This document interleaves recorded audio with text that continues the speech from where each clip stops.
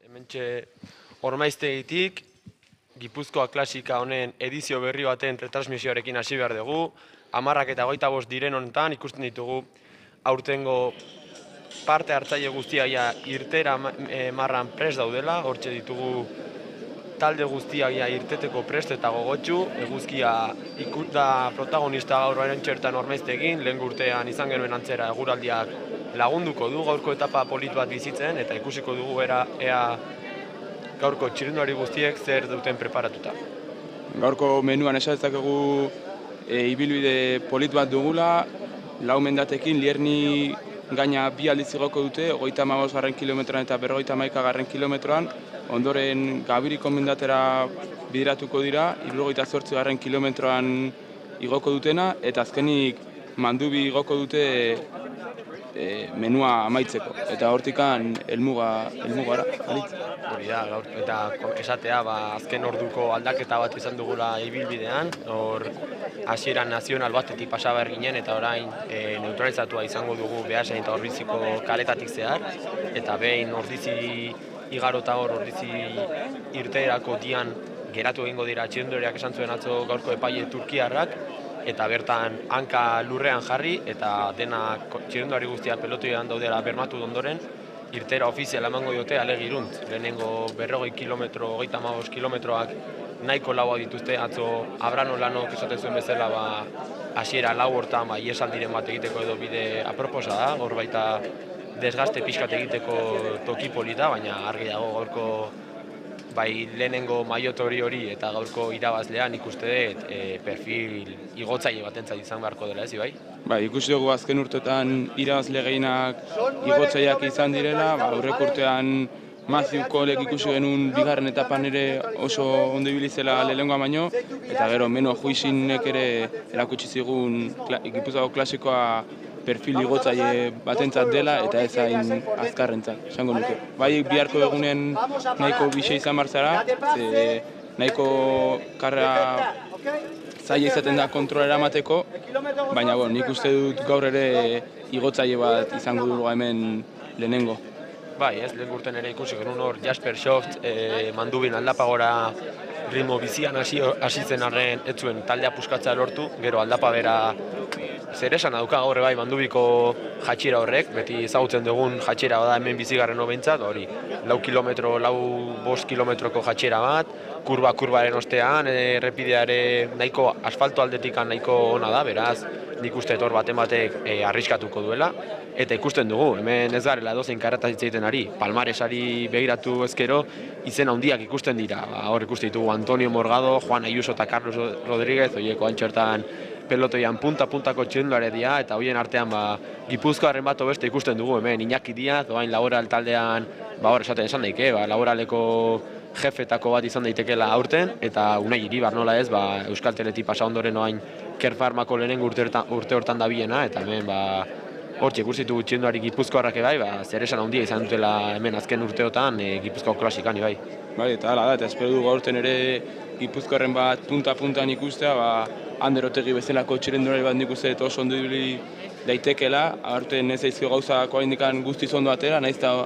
aurreko astean agurainen Euskal Herriko txapelketako lidergoa lortu zuen, eta horren motivazioarekin gaurkoan zerbait txukuna egiteko aukera duen. Egia da hanpok talde txukunak hartzen duela laserta honetara, eta ez direla geldi geratuko. Jon Ander Rintxausti zuzendari eukita horiek argi daure hausartz jokatuko dutela, eta ez direla pelotoien iristerekin konformatu. Hoixe beha esan behar nunik, behien zuzendaria eta bere ingurua edo familia zaututa, badakigu Jon Ander, bere lehengusua diran Jon eta Gorka ez direla hemen kikiltzen den horietakoak, horiek hanko hausartak dira, eta nik uste Jon Anderre gaur zerbait proposatuko duela, lehen urten ere ikuste genuen hemen etapa honetan Auritz Mendia bera iesaldiak harrapatzen, eta hemen hor 214 dortxarekin Kepa Ormazabal hor beti iesaldiak harrapatzen borrokan ibiltzen den gizon horietakoa da, eta nik uste gaur bai ez diola bere grin horri utziko eta bere baitan jarraituko duela. Bai, hala da, eta gero baita ikusi beharko ditugu Beñat Inarra bezalako txirrindulariak aurreko urtean lehen euskaldunaren maiotortan lehian ibili zela, eta aurten bigarren urtekoa izan da esperientzia horrekin zerbait txukuna egiteko aukera duen. Igor Iriarte ere beste perfilon bat izan daiteke igotzailea eta ea nola moldatzen den gaurko ibilbidera, eta gero lehen euskaldunaren maiotorrekin ere Marko Martin ibili daiteke lehian nik uste. Oso txirrindulari indartsua eta ja honezkero emaitzukunak lortu dituena aurten. Bai, hor ikusi dugu aurten podiumean askotan ikusi dugu Marko Martin, txiroari pixu gutxikoa, beraz gaurko ibilbidean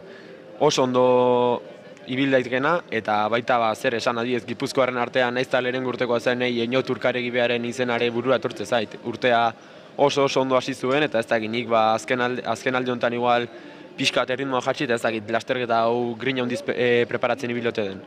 Bai, hala da, eta gero kanpokoi begira, nik uste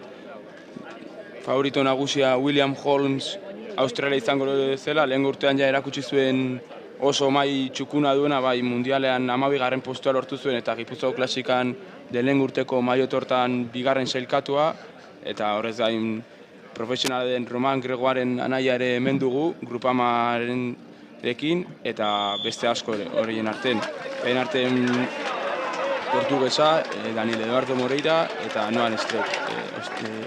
esatu batuarra. Eta hemen dugu, irteera, esan dugun bezala 9 kilometro inguru izango dira neutralizatua, Beasain eta Ordizi herriak igaroko dituzte, eta ikusi dugu, jendea 20 minutu lehenago jarri da irteera horretan, postu txukuna lortzeko salida neutralizatu honetan ez dukitzeko arazorik. Bai, atzo zuzendaren bileran Abraham Olanok behin, baina gehiagotan azpimarratu zuen, neutralizatu honetan ez dagoela presarik, denak lasai ibiltzeko favorez, azkenen Beasain eta Ordizin aldebietan kotxeak izango dituzte aparkatuta, eta horrek azkenen txirrindulariek tensio eta urduritasun puntu handi jarri ezkero, arriskutsua egin dezake gaurko 9 kilometroko neutralizatu luze hau, eta horregatik buru eta lasaitasun pixkat eskatzen zien Abrahamek zuzendariei, hauek gero behaien txirrindulariei esateko lasai ibili, hor Ordiziko irteeran danak geratuko gara eta ez da inor pelotetik kanpo hasiko. Sí, bueno, lo que decíamos, que ahora ya se ha dado inicio, tendremos 9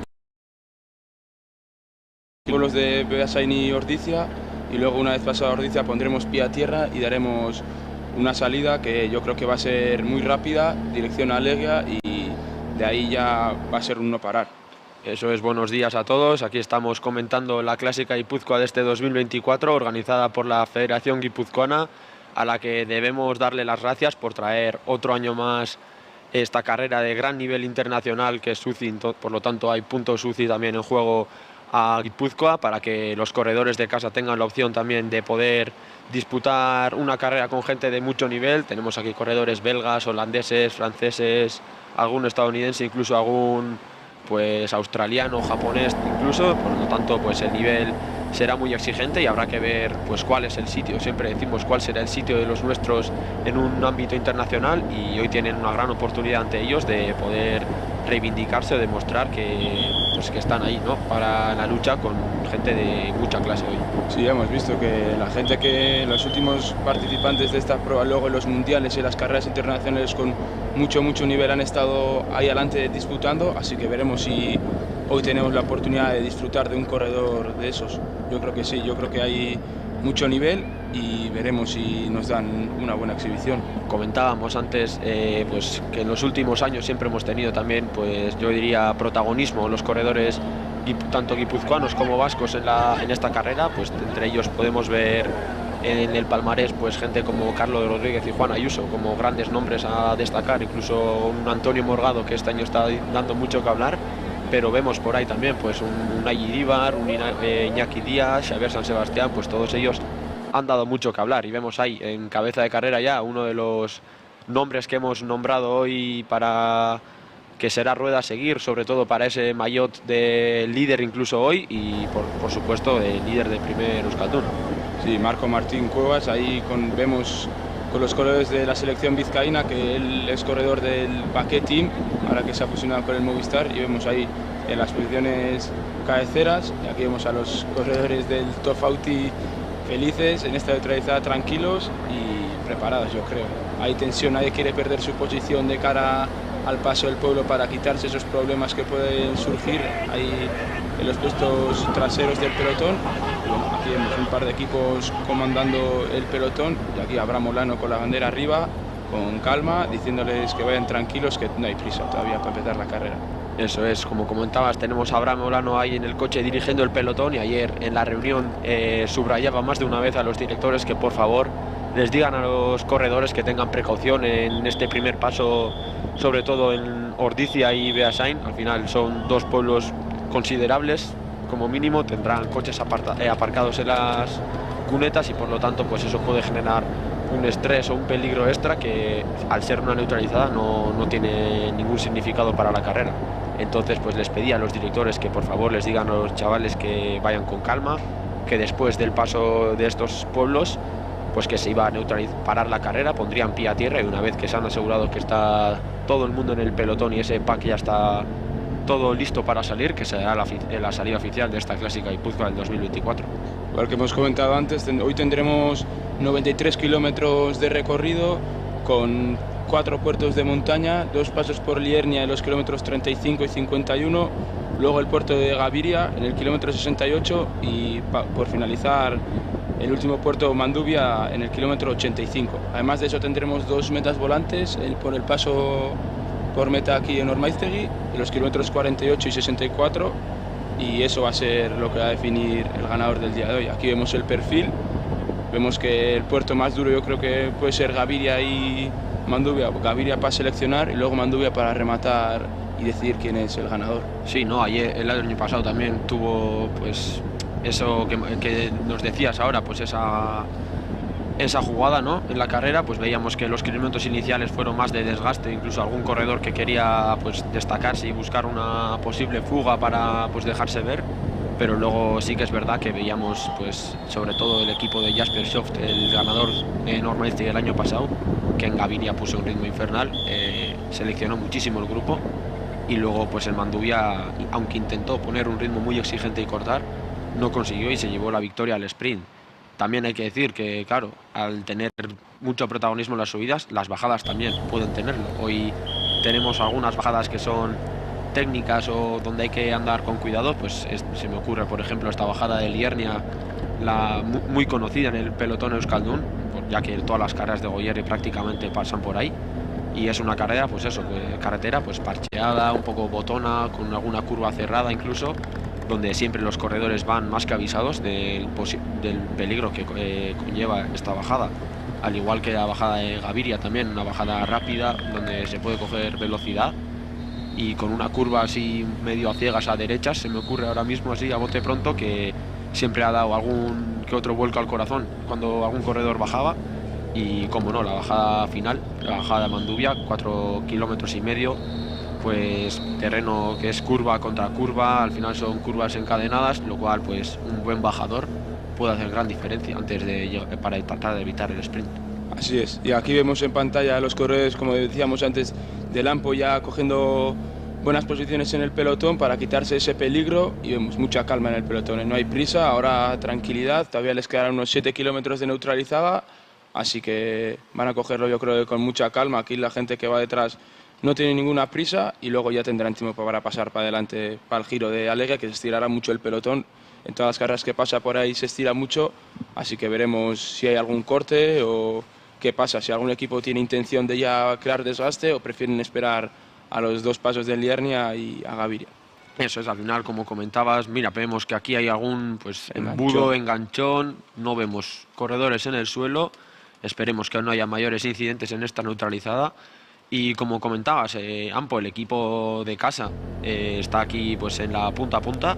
con, pues ya hemos mencionado antes a su director, Jonander Inchausti. Qué decir de Jonander, pues un corredor que ha sido profesional en el Bahrain Victorious y al final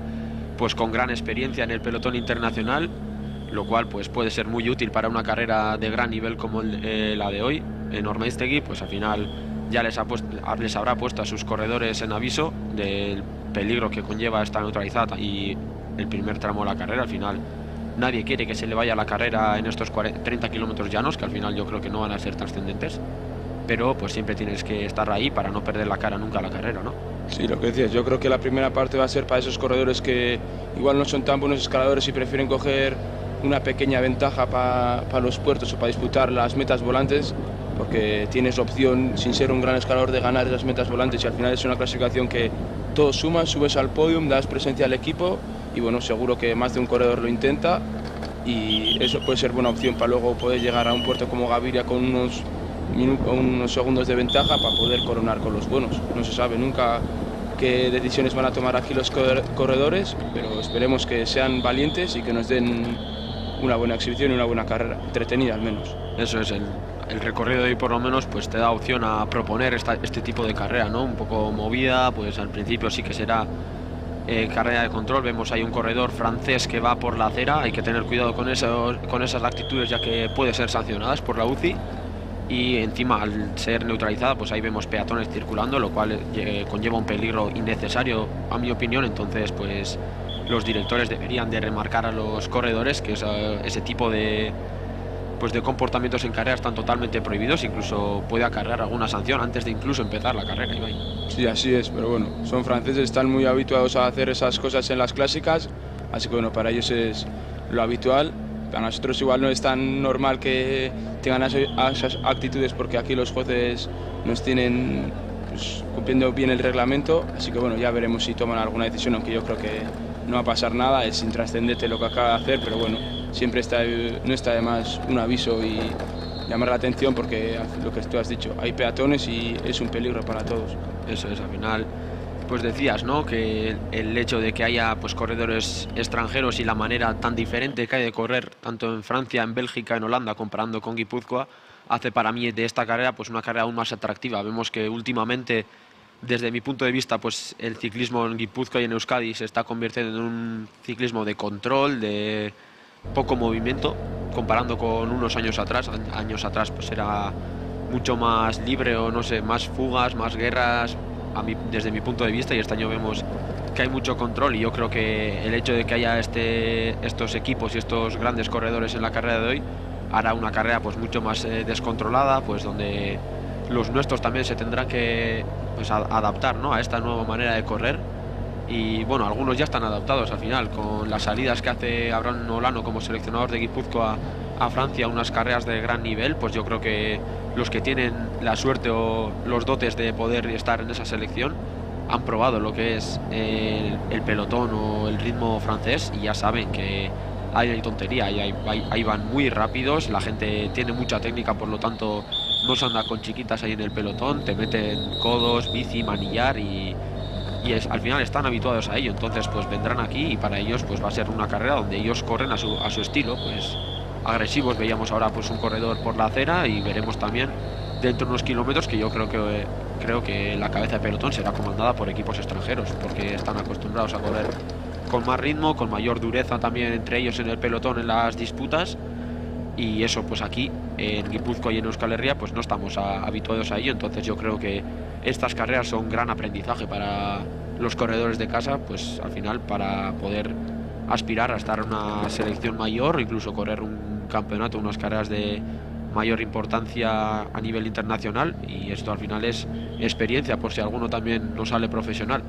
Sí, así es, aquí ya vemos los corredores ya han pasado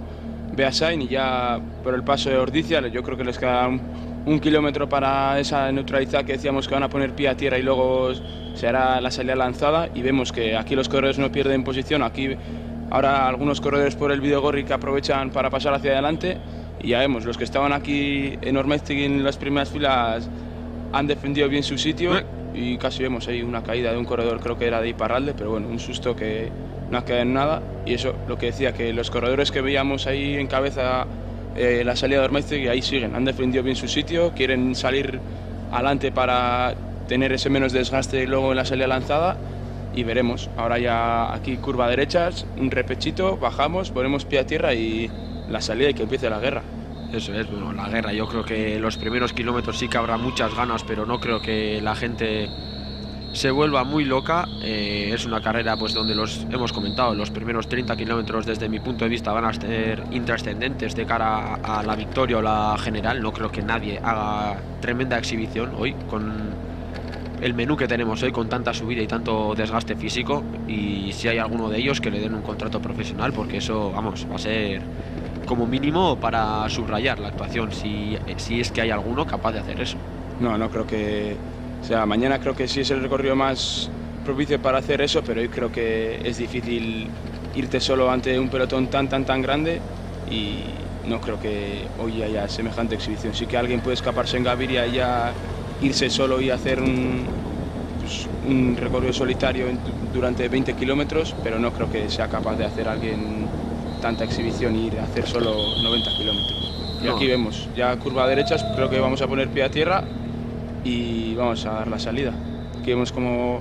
frena Abraham Olano, el pelotón, y ya aquí en esta recta se va a dar inicio. Vemos cómo mandan los coches y las rutas hacia adelante y ahora ya cuando baje el banderín se hará el inicio, esta clásica Guipúzcoa. Eso es, vemos que ya van reduciendo un poco el ritmo para poner ese pie a tierra que nos comentaba ayer el juez turco, que es el que pues está al mando de la seguridad en carrera, podemos decir, y al final comentaba que pues debido a la estrechez o a la peligrosidad que conllevaban los 9 kilómetros de la neutralizada del día de hoy, pues ahí vemos que nos están comentando, por ejemplo, que algún corredor ha sufrido alguna avería y por eso está el pelotón casi parado esperando a un corredor del equipo Bellota, en este caso, a Oyer Urquiola con el dorsal, disculpad, 261, equipo que el año pasado se llevó un maillot. Recordemos la actuación de Gary en la carrera de guía, donde pues sufrió una caída y pues luego, después de una gran demostración física, consiguió llevarse ese maillot de primer Euskaldun a casa. Así es, ya vemos aquí más corredores guipuzcoanos como Igor Iriarte y el equipo Iruki ya tomando buenas posiciones para esta salida, y bueno, Oyer Urquiola que se va incorporando poco a poco al pelotón, y ya vemos aquí se va a parar porque todavía no habrá entrado al pelotón, y bueno, cuando entre ya decidirá Abraham Olano dar la salida y arrancaremos con esta edición. Ya vemos que muchos más corredores han aprovechado esta carretera más ancha para tomar buenas posiciones. Aquí vemos el cartel del kilómetro cero, todos los corredores ahora con pie a tierra con calma, esperando al corredor que hemos dicho Oyer Urquiola para dar la salida. Vemos los corredores del AMPO quitándose la chaqueta de manga larga, que habrán salido más abrigados para no enfriarse, y ahora ya que se va a salir rápido, pues a quitarse el maillot. Se lo han echado a un técnico del staff y bueno, ya vemos aquí los corredores franceses con calma y comiendo algo que igual luego no les da tiempo para comer. Y aquí vemos pues, AMPO, la selección vizcaína y diferentes equipos franceses en las posiciones traseras del pelotón, tanto en la delantera. Ahí también vemos ahí agarrado al coche del director técnico, a Iñigo Urcaregui, uno de los nombres que ya hemos mencionado previamente también. Corredor que, aunque sea de primer año, pues viene de lograr un segundo puesto en el Campeonato de España el año pasado cadete, donde pues tuvo mucho que decir en esa carrera, y vemos que este año empezó con una victoria en Eibar, en la Udave Risaria, donde pues consiguió una victoria con gran autoridad al sprint. Y decíamos pues que ha estado preparando los campeonatos de España de pista que se acaban de celebrar, donde ha conseguido algún que otro metal con la selección de Euskadi,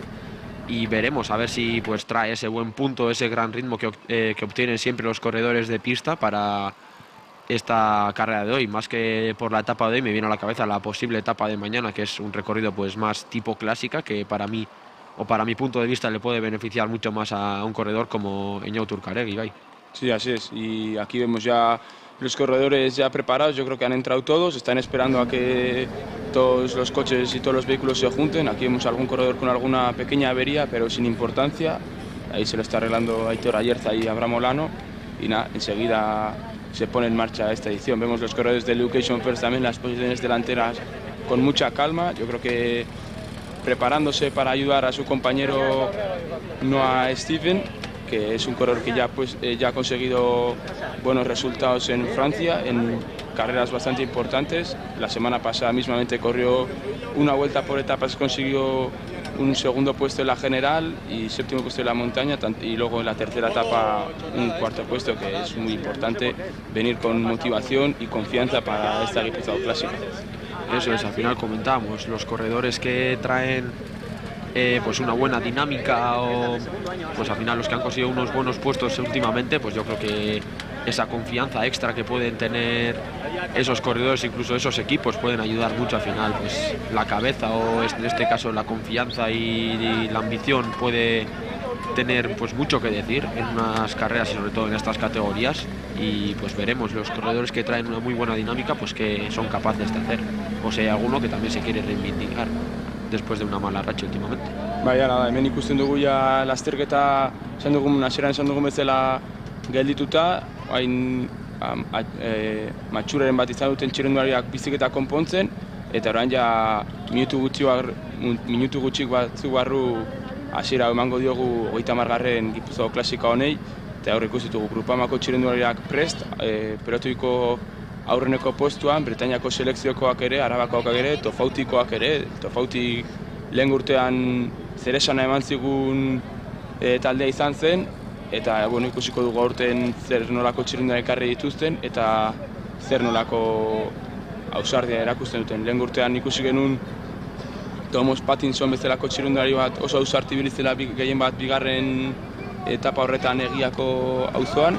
eta ikusiko dugu aurten zer egite duten. Talde ikusi dugu neutralizatu guztian taldeak postu onak izan dituela pelotoi buruan,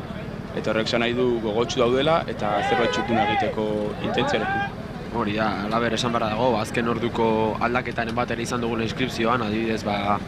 Euskal Herriko txirrindularia den Iker Gomez etortzekoa zen, hori nik favorito nagusien artean jarriko nukeen txirrindularia da, hor Paris-Roubaix Hector Alvarezek esate zuen, hor Hector Alvarez oentxe bertan jakina da, hurrengo urten trekekin hor akordioren bat zerbait baduela, eta aurten eta ikusten dugu ja, hasi da lasterketa, kilometro 0 hori ja bandera jatsi du Abraham Olanok, eta ikusten dugu ja, Indre Feniu taldea ja hasi dela, moit mugitzen, hor bestatik bai Franseieko txirrindulari den bat, ikusten ditugu hor kanpotarrak gehien bat, hasiera-hasieratik lasterketari erritmoa jarri eta iesaldi horren bilei bai. Bai, hala da, ikusten dugu Indre Feniu, Grupama eta Education Firsteko txirrindulariak, eta atzetik aipatu egun Anpo talde hori, iesaldi horren bila, eta lau txirrindulariko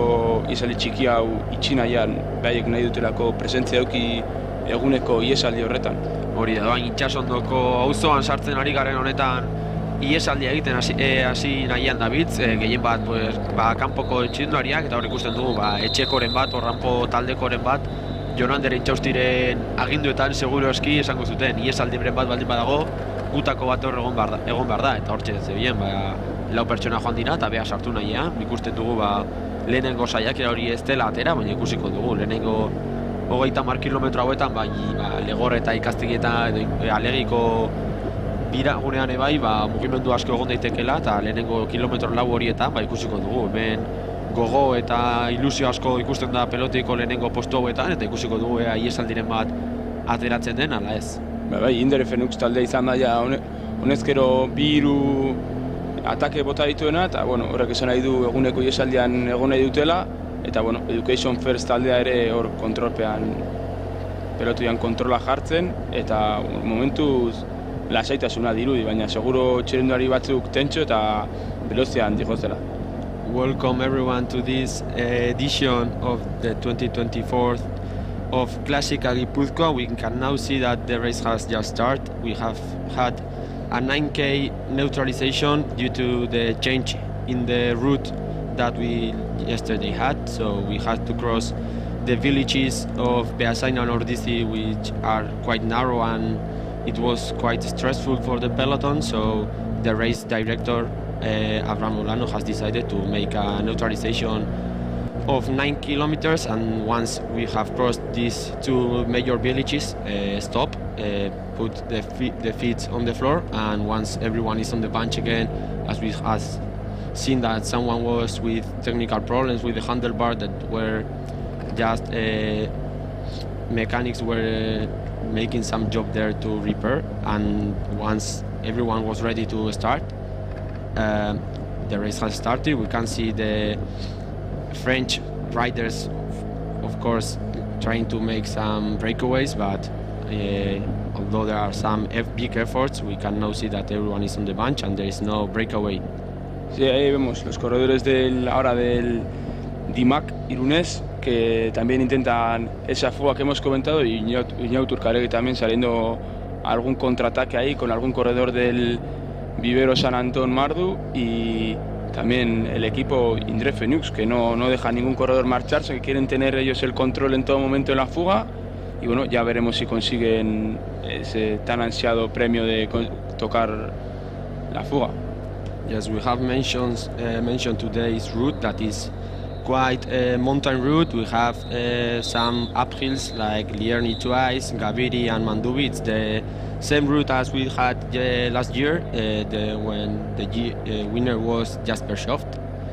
A rider that is so good uphill but also downhills. As we have mentioned only today, the downhills are quite technical, with winding terrains, quite bumpy and with sharp turns. So of course today's winner should be a Skeletor one, but also some guy that is so good on the downhills and quite technical.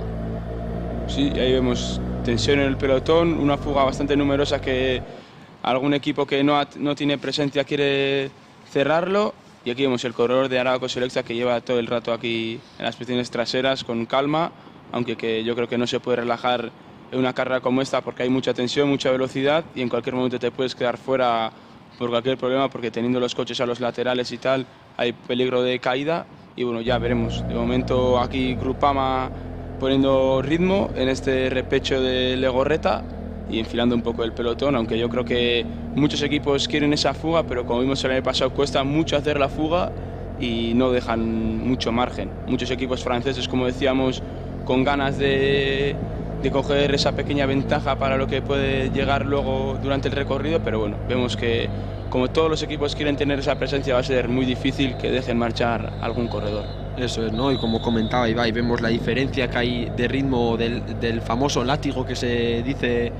en el pelotón. Pues al final vemos que los corredores en cabeza están tratando de buscar fugas y vemos pues algunos que van incluso relajados en esas posiciones punteras, y veíamos en la parte trasera del pelotón pues algún corredor, en este caso algún corredor de la selección de Araba, que veíamos que estaba sufriendo, pero de lo lindo del látigo que hay. Al final tienes que hacer un mucho mayor esfuerzo y es por eso la tensión y el estrés que puede generar este tipo de carreras, ya que todo el mundo quiere estar bien colocado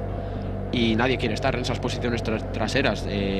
pues debido a la peligrosidad de las caídas o de las posibles montoneras que haya, y también por supuesto por el tema físico, que al final el desgaste físico calórico que puedes hacer en esas posiciones es mucho mayor que estar bien colocado y que tu equipo te trate de proteger para las subidas finales donde se va a jugar la carrera de hoy. Bai, ala da, eta ikusi dugu aurretik aipatu dugun ere Kepa Ormazabal txirrindularia iesaldi horren bila, hanpoko txirrindularia Ausart, beti bezala iesaldi txiki horren bila, eta bueno, ikuste dugu oantxe bertan metro gutxi batzuk lortu dituela, baina bueno, Grupamak ez di utzi nahi joaten, behaiek ere hori nahi dute, eta bueno, nik uste oso zaila, esan duten bezala oso zaila egongoala gaur iesaldi hori lortzea. Txirrindulari asko dare atakeka eta ikusiko dugu. Aber, zeinek lortzen duen hain garesti dagoen iesaldi hori. Eta esaten genuen bezala, egun hasieran esan dugu, hanpoko txirrindulari honen izena, Kepa Ormazabal beti ere hor Gabiriarra beti da, Ausarta beti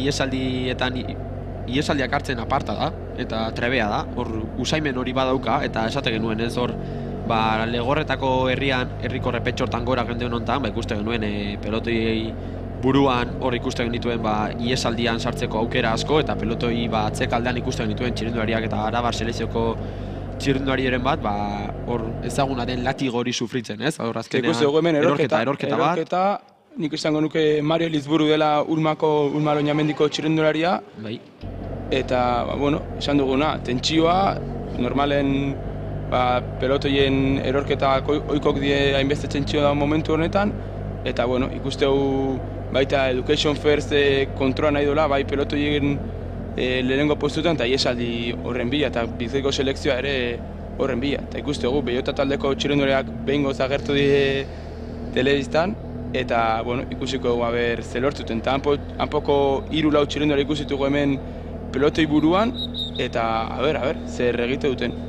Hori da, Ibai ezien bezala hemen ikusten ditugu antxertan etxeko txirrindulari eta taldeak lasterketako protagonistak, hortxe ikusten duen Oier Urkiola, esaten genuen bezala hor neutralizada honetan matxuraren bat sufritu du, esan digute, katearekin arazoren bat edo beste izan duela, baina ikusten dugu osatu dela, ez dago arazorik eta hemen dabil, berriz lasterketa buruan, lehen urtean bere taldekidea zen Garik lortutako maiot horren borrokan, eta zergatik ez, berriz ere maiot batekin, Jon Mendiarazen mutilak, etxera opariren bat eramaten duten, ez? Bai, eta hemen ikusten dugu, Adur, Izan, Ander Otegi hor peloti buruan, Kepa Ormazabalekin, eta bueno, hanpoko txirenduak hemen eskubitik egoi, eta bost txirendorekin pelotoi buruan. Ikusten dugu gogotsu darela eta karrera kontrolatzeko indarrekin ikusten dutela behaien burua. Hortxe, Bibero San Anton taldeko kideren bat, hor bere zuzendaria aske ezaguna da mundu honetan, ez? Arritxu Iribar, hor urte askoren ondoren lama parte egin dute, ikusten dugu, bere txirendulariak ondo erakutsitako gazteak direla, eta hemen ikusten ditugu pelotoi buruan iesaldi honen borrokan eta jakina dira, gaur lehenengo kilometro hauek izan dezaketen arriskuan, eta gehien bat arrisku hauek ekiditeko, lehenengo postu horietan egotea, nik uste gaurko erabaki zentzu duenena, Sí, aquí vemos ya bajando el repecho de Legorreta, ahora se dirigirán para Alega, donde tendrán el giro tan famoso que da tanto que hablar en las carreras aquí que tenemos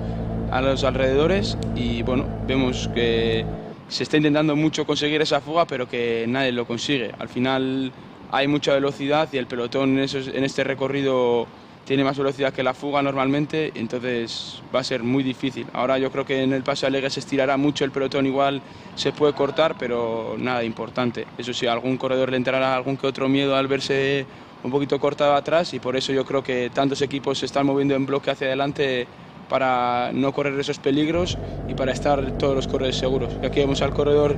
de la selección alavesa, Erlantz Alday, que está intentando esa pequeña fuga, y veremos si de momento le dejan unos metros y a ver si consigue irse en solitario, que yo creo que va a ser difícil, porque además en solitario supone mucho desgaste, y vemos que el corredor del Tofauti no le quiere dejar marchar, que quiere tener la carrera controlada, y ya veremos a ver si algún otro corredor vuelve a intentarlo. Como mencionaba Ibai, ahora estamos llegando a esa localidad de Alegi, donde tendremos un viraje, pues los corredores de casas lo conocen bien. Al final, en muchas carreras es un viraje ya muy conocido, y a mí personalmente es un viraje que me gusta, porque al final da un poco de atractivo, un poquito de tensión también al pelotón, que a mí pues me suele gustar un poco estas carreras con estas alternativas. Al final pues es una entrada donde pues nada más entrar a la localidad tienen un giro de 90 grados a derechas, tienen así un poco terreno adoquinado, estrecho, con algún que otro bache también, entonces pues es un sitio donde no para hacer diferencias en cabeza de carrera, pero sí, si entras mal colocado te vas a comer el látigo seguro, y es un sitio donde un corredor que vaya mal colocado puede perder pues la cabeza de la carrera, o incluso quedarse cortado del pelotón y no volver a entrar debido a la alta velocidad que lleva trayendo. Y ahí vemos, ¿no?, los corredores de Ampo a las órdenes Jonander Inchausti, ya saben, el codo que tienen ahora aquí a mano derecha, vemos que ya están trazando, y impecable el trabajo del equipo de casa. Ahí vemos que son los primeros en entrar en esta localidad de Alegia, al final evitando problemas mayores. Ibai. Sí, no se achantan, al final saben que hay mucho nivel, pero ellos son valientes, dicen, bueno, pues ¿por qué no vamos a ser nosotros los que controlemos la carrera? Y bueno, pues ahí toman las posiciones delanteras, y ya vemos, ahora un poquito van a querer estirar aprovechando ese estrechamiento, y vemos que Kepa quiere dar un poquito de ritmo, aunque el corredor de Tofauti le sigue a rueda y no le quiere dejar ni un metro. Sí, ya vemos que se están luchando entre esos dos equipos el control del pelotón, y veremos quién gana esa lucha. Eso es, vemos aquí sobre todo corredores de casa y caras conocidas. Eso es algo que nos gusta comentar, ¿no? Vemos el equipo Bellota ahí con Santiago Velázquez en cabeza de pelotón, el Ampo con 3 corredores que han entrado en cabeza en esta localidad de Alegui. Ahora pues Kepa Ormazábal intentando la fuga con el corredor siempre activo del Tofauti, que lleva desde el kilómetro 0, yo creo, entre los 10-20 primeros del pelotón, controlando siempre la carrera. Pues probablemente tendrán algún corredor que sea muy bueno para arriba, y el director pues habrá dado la orden de control absoluto hasta que llegue pues esa parte decisiva de la carrera. Pues una vez llegamos a Lierni, pues al final es donde se va a jugar la carrera, tanto pues por la encadenación de los puertos y por la dureza que eso puede suponer para los corredores. Sí, ahí veríamos los corredores del Vivero San Antón, Iker Eizaguirre ahí en las posiciones traseras ya cortándose un poquito, por lo que decíamos, ese estrechamiento que va a estirar mucho. Seguro que habrá habido algún que otro enganchón y se habrá quedado cortado, pero ya veremos. Y los 3 equipos que están proponiendo más, el Tofauti, el Ampo y el Indre Phoenix, que son los equipos que quieren esa fuga, que están luchándolo y a ver si lo consiguen. De momento parece que tienen ahí unos metros bastante significativos, pero ya vemos que todos los equipos, ahora Limousine y el Education First, también quieren luchar esa fuga y veremos quién la consigue finalmente. Yo creo que va a estar cara, pero bueno, yo creo que también al intentar tantos corredores el pelotón en un momento va a desistir y les va a dejar marchar. Eso es, al final ahora vemos en este viraje esta es la primera parte del viraje de Allegui, podemos decir. Ahora entraremos en el polígono industrial, donde hay también hay pues lo típico de los polígonos, ¿no? Pues un poco de estrechamiento. La carretera pues probablemente no será pues la más limpia, podemos decir, aunque el organizador ha hecho una gran labor. Ayer también nos comentaban en la reunión que pues algún director de equipo, visualizando el recorrido, dijo que la bajada de Gaviria estaba un poco sucia, y en cuanto les llegó la noticia mandaron una brigada para limpiar la carretera, pues al final el gran prestigio que supone tener esta carrera en casa, pues al final todo el mundo quiere hacer una gran labor, quieren tener una buena valoración. Al final eso es pues gracias a la Federación Guipuzcoana, en este caso, pues conseguimos mantener esta carrera de gran nivel, y vemos que en los últimos años, pues aparte de traer corredores punteros del pelotón del ámbito internacional junior, pues vemos que al final es una carrera que sigue en pie. Y pues en los últimos años, gracias a las localidades de Eguía y de Ormaiztegui y toda la gente involucrada en estas dos carreras, que desde aquí les damos pues las gracias por la gran labor. Y al final es un trabajo muy grande de muchos meses de preparación para 4 horas de carrera, y pues es algo que hay que subrayar para mi gusto. Al final hay mucha gente detrás de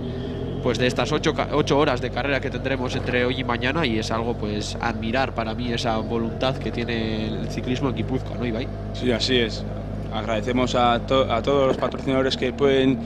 nos ayudan a llevar a cabo una carrera tan importante de nivel UCI, que atrae pues a los equipos extranjeros a venir aquí a conseguir esos valiosos puntos UCI, y brinda este gran nivel a esta prueba, que siempre lo ha tenido.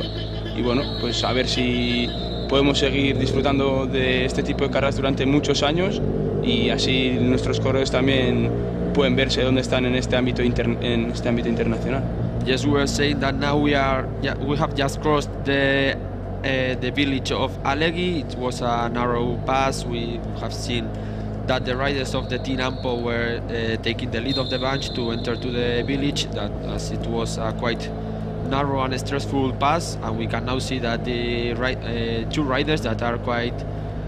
trying to get a breakaway, the rider of the Education First team, and also Kepa Ormazábal. It's a rider that lives really near of today's finish line, and we have said his name. He's a really combative rider. It's always a guy with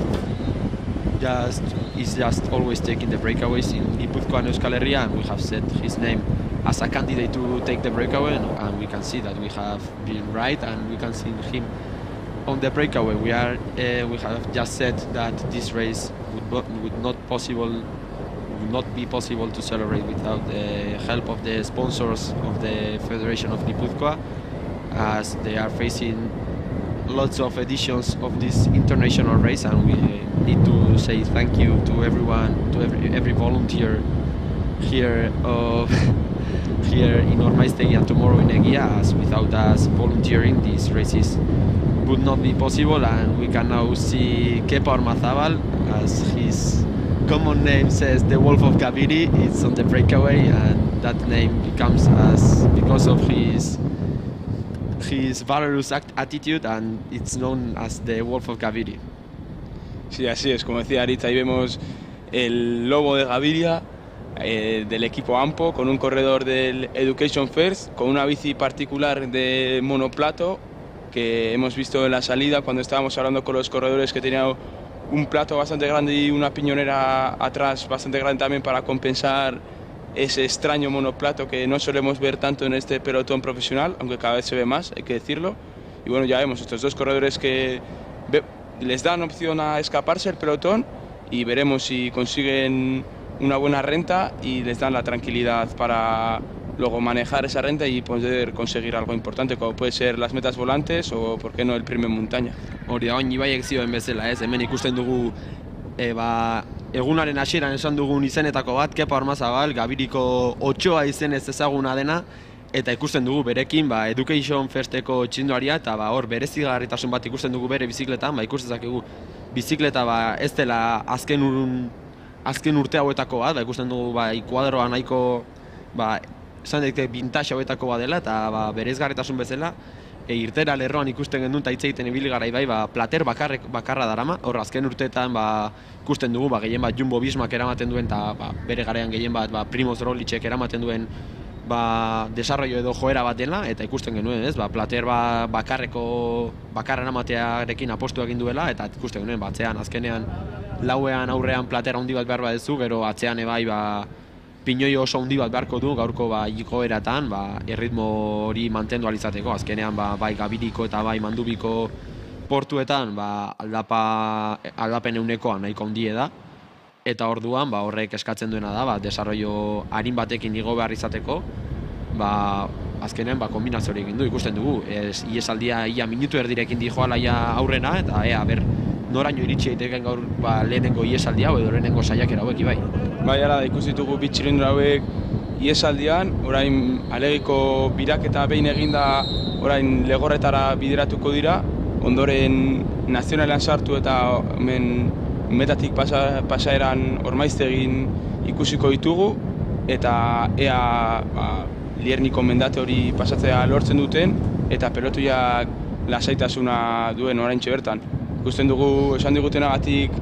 atzean kotxe artean istripu txikiren bat egon dela, baina garrantzirik gabe eta nik uste txirenduarien lasterketan ez duela garrantzirik izango istripu txiki hori.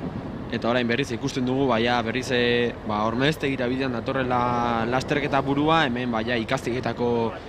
herria pasata, ikusten ditugu hor Kepa Ormazabal eta Education Festeko estatu batuarra, hor Kaden Freire, izen hori nahiko ezaguna da hemen hemen inguruan, hor dugu azkenean ezaguna da, Oskar Freire berare sprinter handia izan zen duela ez urte asko eta abizen horrekea gaurre sprinter bezala nik usteet gaur etorkizun handirik ez zuelokiko gorko ibilbide ikusita, baina ikusiko dugu txirrindulari honek zer esaten digun o zer joera duen gaur. Bai, ala da, orain lautada honetan errenta ateratzeko nik uste eta aprobetxatu beharra dutela, gero nazionalean eta pelotziak handiago hartuko du behaiek ere atzean postunak nahiko dituztenako hartu txirrindulari garrantzitsuenak eta ikusiko gu ea 20 segunduko errenta hori mantentzen duten, handitzen duten edo pelotoiak bera otatzen duen iesaldi hau. Nik espero dut ikuste dugu kotxa atzen jarri behar dela orduan hori seinale hona txirrindularentzat, hori da tartea handitu egin dutela eta ea laizter referentziak lortzen ditugun eta txirrindularentzat zerbait positiboa. Hori da, azkenan esatek nuen, kilometro betan Alegira bidean grin eta gogo asko zeula iesaldiagoa ikusteko eta hemen ikusten dugu Education Festeko taldekia talde lan egiten, pelotiko ritmoa geldituz, errelegoak molestatuz eta azkenean ikusten dugu denbora gero aurra dijola, hor ikusten dugun 9 minutu eta 50 segundoiek ez dira benetazkoak hori seguru gaude, baina ikusiko dugu azkenean oain pelotoia ikusten dugu zabal-zabalik, ez dago estes handirik, ez dago gogo handirik iesaldia jarraitzeko, baina ikusten dugu saialdiren bat edo beste, baina azkenean ikusten denbora dugu zailela Lierniko gerturapen hortan, azkenen Lierniko sarreran jakina Ormaiztegiko pasontan dagoen estutasuna, horri isleta eta hola daudela, eta berri Lierni portua ez da zabal, ez oso zabala, orduan gaurko favorito nagusiak edo gaur etapa bukaeran lehenengo taldean egon nahiko dutena, uste hor aurreko postuak hartzeko borroka handia egongo dela nazionaleko pasoan eta Ormaiztiko sarre honetan ez. Sí, como decía Aritz, al final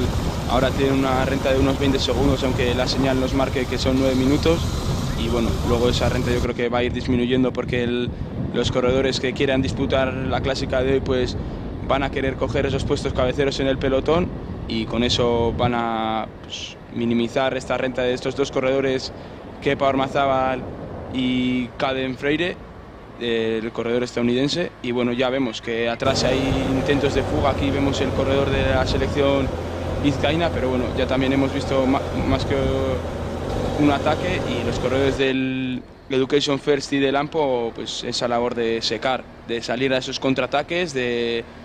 meterse en esos cortes y no ayudar, y así para que no vayan a ningún lado ese intento de fuga. We are now seeing that we have 2 riders in the breakaway, as some case before we have said. They have a rent of 30 seconds to the bunch, and we can see that on the first places of the peloton we can see riders of the selection of Vizcaya, also the riders of the EF team and the AMPO team members also, but trying to disturb that organization so that the breakaway takes more seconds and try to get a rent over a minute. That will be necessary for the first climb of Lierni. We are now saying that the entrance of the climb of Lierni is quite narrow, it's quite stretching and also stressful, so the riders will of course want to be on the first places of the peloton. That will increase the speed of the peloton, and the differences between the peloton and the breakaway will come down. Orain ikusten dugu pantailan Kimetz Aranburu txirrindularia gaurkoan Bizkaiko Federazioko maiotarekin, normalean Kafe Dromedario taldean dagoela esango nuke, eta ikusten dugu txirrindulari oso ausarta, normalean iesaldi horiek bilatzen saiatzen dela, esango nuke lehengo astean ere Agurainen iesaldi txiki batean sartu zela, eta Kepa Ormazabal eta bere iesaldiko beste kidea Caden Freireren bila. Nik uste zaila izango dela harrapatzea beste txirrindulari onda eta bea bakarrik, baina ikusten dugu ausart, eta lortzen duen bi hauek harrapatzea, 3 txirrindulari bildu lasterketa buru horretan, eta noraino iristeko aukera duten. Ikusten dugu pelotoien, ikusten dugu iesaldiko beste saiakera asko, baina ez direla inora joan, eta Kimetz Aranburu txirrindulari bizkaitarrari adibidez utzi diotela metro batzuk hartu eta aurrera joaten. Hori da, azken ikusten dugu, nik uste txirrindulari bat biren aurka da oraintxe bertan duguna, eta azkenen bai Kepa eta bai Caden Freire ikusten dugu harmonian dabiltzela lanean, erreleguak emanez, ez dago inor Ormaiztiko txakurren nahiten, eta nik uste Bizkaiko selekzioko taldekideak den Kimetz Aranburu zaila joko du, ez? Minutu erdi baina gehiagoko errenta hau berak bakarrik jatea, oso zaila izan dela, beraz indar eta energia asko gastatuko ditu, mendikan Lierni arte, eta nik uste behin Lierniko lehen bandatan eritxitakoan, dena oto bat errikoa, Kimetz eta Adian. Hala da, nik uste dauzteala oso urrutira iritsiko, baina azkenen esaten duguna beti esponsorrei presentzia ematen die lastertan zehar, eta beti dira goraipatzekoak txirrindulari ausartak, pelotoiari pultsoa bota, eta orain motorrak erakusten dizutu referentziak, eta uste 30 segunduko tartea lortuko zutela azkenen peloten lasaitasuna esan digute dagoela, eta iesaldian topera da. Hori da, azkenen pelotoien lasaitasun horrek esan duena da, tartea konbitu egin dira, eta azkenean ikusten dugu, azkenean minutu gainetiko errenta sartuko da, seguru aski bai Jonan Trintzatu eta bai Education Festeko zuzendariak aurrera pasa nahiko dute, botegin bat ematera edo indikazioaren bat edo beste ematea baien iesaldiko kideei, eta ikusiko dugu, ez? Errenta hori nahikoa den, ez dut uste metara iristeko lan izango den, baina bintzat bitalde horiek pelotoian lan egitez kanpokatzen dira, ez? Azkenean hori lan garrantzitsua, azkenen bere liderra izan daiteken Ander Otegi, azkenen pelotoian hor lasai egotea, eta lan pelotoitik liderar horretik horretikoa alde egiten. Horrek uste dugu pelotoia Kimetz Aranbururen gainean, eta zuk izatezuna, beti garrantzi gutxi ematen zaien, baina beti podiuma igotzeko aukera hori ematen dituzten bigarren mailako sailkapen hauek borrokatzeko aukera ematen dituzte horrelako iesaldi batek, sprint bereziak edo mendiko saria bezalako sailkapenak lehiatu ditzakete bi txirrindulari hauek, zaila izango da azkeneko mendatu horietan lastertaren jokoan ibiliko diren txirrindulariak ibiliko direlako mendiko saria lehiatzen, baina aukera hori ere izan dezakete, eta ondo, hemen ikustitugu bi txirrindulari koordinazio txukunean, erreleboka, ez dute ezetzik esaten, eta ikusten nik ikusten batzuk herri sarreran eta ez batzuk herri irteran, orduan horrek esan nahi do 30-40 segundu izango dituztela. Gutxi gora bera ikusten zen tropelaia velozia da hartzen ari zela Kimetz harrapatzeko, eta oran nazionalean sartuko gara, hor errepidea zabaldu egiten da, eta seguro txirrindulari bat baina saiakeraren bat egingo duela postu onak hartu, eta zergatik ez bi txirrindulariei harrapatzeko. Hori da, ez? Ibai zioen bezala, azkenean iesadian egoten garrantzia egun amaieran ikus dezakegu, azkenean naiz eta txirrindulari bat izan aurreko taldean irazten duena, hori taldekide guztien parte ere bada edo taldekide guztiek jartzen dute behien apurra, eta kasu honetan Kepak azkenen egiten duena da bere taldea eta liderra izan daitekena, eta Education Firsteko Kaden Freireren kasuan ere berdin, taldea lasai egotea, eta gainera presentzia ematea esate zuen bigarren mailako sailkapen horietan, bai sprint bereziak, mendiko saria zaila iruditzen zait, azkenen gaur bigarren mailako bi mendateak egun amaieran dauzkadugu, bai Mandubi eta bai Gabiriko igoerekin, eta orduan lehenengo paso hauetan izango ditugun hirugarren mailako mendi hauetan lortutako puntuekin, ez dituzten nahiko izango denik maillot hori etxera eramateko.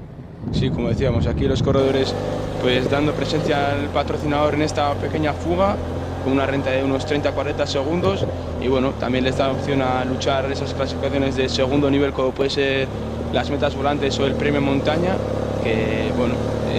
ganar el premio montaña estará difícil porque al final los pasos importantes como son el Puerto Gaviria y Manduvia están al final de la prueba, y entonces los corredores importantes y los que vayan a luchar por esa clasificación general estarán escogiendo esos puntos en esos puertos finales, y bueno, yo creo que pueden llegar al Alto del Lierni a puntuar y a la meta volante por el paso de Ormestre y por paso de meta. Eso es, al final, como comentábamos, ¿no? La labor que están haciendo estos dos corredores, aparte de enseñar los patrocinadores que llevan y pues conseguir estas clasificaciones de segundo nivel, o pues como pueden ser la montaña o el maillot de sprint especiales, al final lo que hacen es que sus equipos o sus líderes en este caso estén tranquilos atrás y no tengan esa presión o esa responsabilidad de llevar las riendas de la carrera. Al final pueden permitirse el ir escondidos en el pelotón,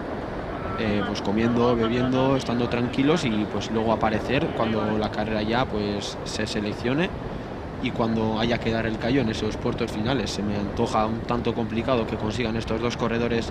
ese maillot de la montaña, ya que pues los mayores puntos se van a dar en los puertos de segunda categoría, como son en el caso de hoy Gavir y Mandubi, y yo creo que los corredores que pasarán en cabeza de carrera serán los nombres que van a estar hoy disputando la carrera en la localidad de Ormestre, Ibai. Sí, así es. Al final aquí vemos también por el chat gente activa preguntando ánimos, dando ánimos a Marco Martín, yo creo que es su madre por el apellido, y ya vemos aquí franceses, ingleses, que aquí la gente viendo la carrera al final también tiene su importancia. Y bueno, un saludo para todos los que estáis aquí. Si tenéis alguna pregunta o alguna sugerencia podéis escribirlo por ahí, que os estamos leyendo, y claro que os daremos algún que otro consejo en lo que podamos. Y aquí vemos ya están pasando la nacional, van a llegar ya a la localidad de Beasain y luego ya se dirigirán hacia el Alto de Liernia en el kilómetro 31, un puerto corto de 1,5 kilómetros al 5,4%, que bueno, yo creo que más que la subida es más importante la bajada en este caso, que es muy estrecha, muy rápida, curvas cerradas, y que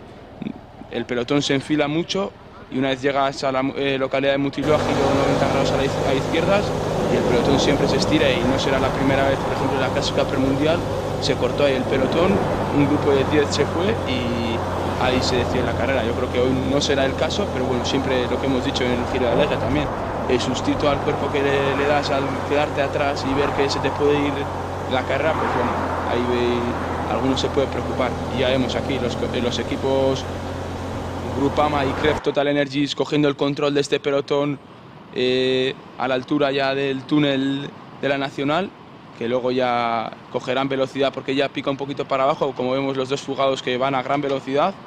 y ya vemos esos dos equipos interesados en el control. Yo creo que tendrán confianza en sus corredores. El Groupama, tanto con Baptiste Gregoire como con Elliot Boulet, puede hacer un gran papel, teniendo dos grandes favoritos en el día de hoy, pudiendo jugar la doble baza pues durante la carrera, que puede ser muy importante. Y el Total Energies con Johan Chardon, que es un corredor que ya ha conseguido unos puestos bastante bonitos en diferentes carreras francesas, y bueno, ya veremos de qué son capaces. De momento vemos su intención de control, tranquilidad, puestos delanteros, y a ver qué nos hacen al final de carrera. Hori da, oain Ibaiek ez dioen bezala ikuste, nuen pelotoi buruan, hor Grupama FDJ taldea eta Total Energies taldea, talde frantziarrak pelotoi burua hartuta dabiltz, eta ikusten dugu, ez? Hor esate zuen Ibaiek Batiz Gregoire eta Elliot Bullet dituztela Grupama FDJ taldekoek, hor azkenean gaurko bi favorito nagusi edo bi izen handi izan daitezke gaurko Ormaizteko helmuga marra hontan, eta Total Energies taldearen partetik Johan Chardon, hiru txirrindulariak frantsesak eta bai Frantzian eta bai pelotoi internazionalean postu politak lortuta datoz klasika Gipuzkoa honetara, eta orduan ikusiko dugu talde lan honek edo kontrol honek gero etapa bukaeran zer esana izan dezakeen. Azkenean Grupama FDJ taldeak bi favorito nagusi edukitzeak esate zeuren baza bikoitza hori jokatzeko aukera dukate, eta nik uste hori gaur baina importantea izan ditekeela biharko etapan. Azkenen biharko etapa lehen urtean Mika Bifinkelek hor favorito nagusitako batek esan zuen biharko etapa kaosa dela, eta bi baza edo bi txirrindulari leia nagusian edukitzeak azkenean abanikoa zabaltzen du, eta biharko etapako taktika aldetikan abantaila handi bat izan dezakete Grupama FDJ taldekoek, bi txirrindulari horiek gaur lehenengo taldean edo lehenengo postuetan sartzen baditu. Eta bat, ikusten dugu pelotoien pixkanaka postunak hartzen William Holmesen taldekidek, azken nik uste esango nuke hautagai nagusiena gaurkoan, aurreko urtean ikusitako papela, eta ikuste dugu ez dira egun guztian agertu pelotoiko buruan, baina ja iristen dira mendateak, aurreko postuak hartzea garrantzitsua da Lierniko mendate estu horretan aurrean egoteko eta areskurik ez edukitzeko, eta hortxe ikusitugu Akademi Region Sud talde frantziarreko txirrindulariak pelotoi buruan, ja pixkanaka beraien taldea burutzen, eta ja William Holmes hautagai nagusia prest. Bai, ez hori lehen urtean txirrindulari hontaz hitz egiten ibili ginen, eta gaur ere nik uste, gaur baino bihar nik uste gehiago hitz egingo dugula txirrindulari hori buruz, aurten lortu ditu postu politak, Australiarra da mutila, eta ikusi dugu Australiako txapelketak jada egin diranak jakina horiek urtarrien egiten diala, eta lortu du maioten bat, Australiako txapelduna da okerrez banago erlojuaren aurka, eta errepidean edo ruta proban bigarna geratu zen, orduan Australiako txapelketatan postu hori lortu ditun gizon batek, azkenan gaur nik uste dut, zer esan handia izango duela txirrindulariak.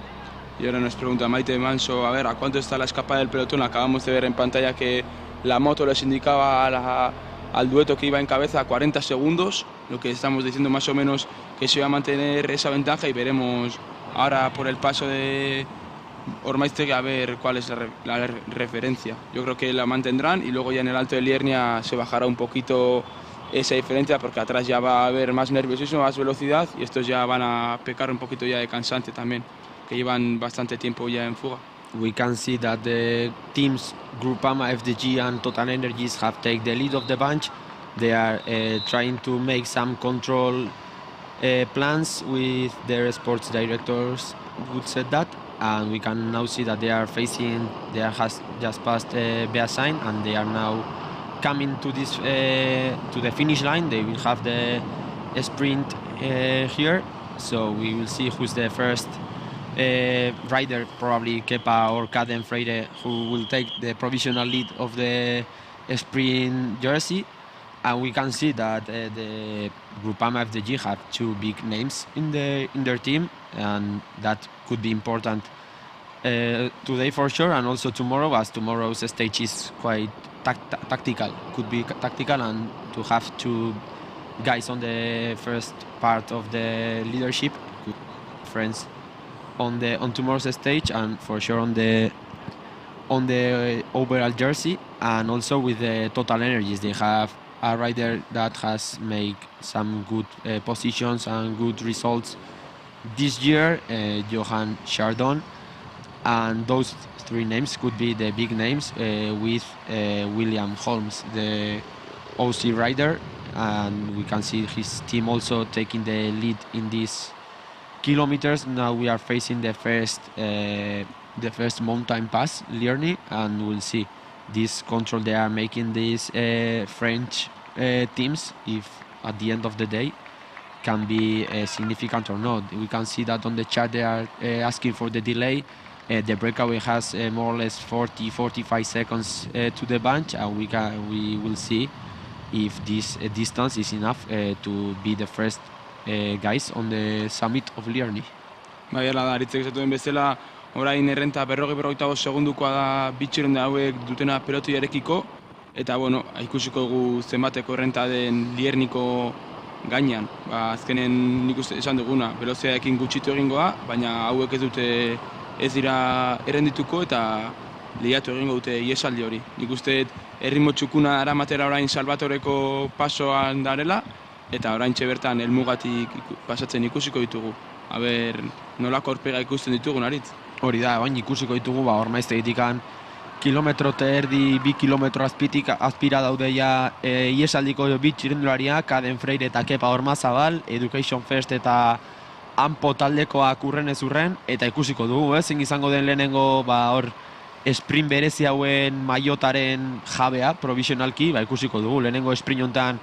zein izango den garaia, eta zein izango den lehenengo aldiz, bertza bat, utziko duena,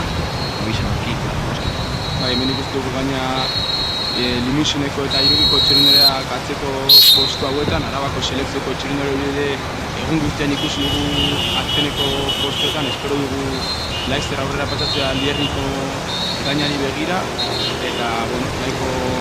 lasai ikustu dugu pelotoia, tentsio asko gabe, eta hemen bi txirrindulariak jan, eran, eta hori ere garrantzitsua gaurko lazeta luze baten bezala, eta orain Salvatoreko pasoan darela aprobetxatzuz ekozona baita dugu Salvatoreko paso guztietan, bai kilometro, 30. kilometroan, 46. kilometroan, 61. kilometroan eta 76. kilometroan, bertan nahi dituzten plastiko guztiak botatzeko aukera izango dute txirrindulariak, gero garbitzeko aukerarekin, organizazioan aldetik, eta hola errepideak ere txukun mantentzeko aukera izango dugu lasterketa honetan. Y vemos, ¿no? Ahora que estamos afrontando el último kilómetro, el kilómetro y medio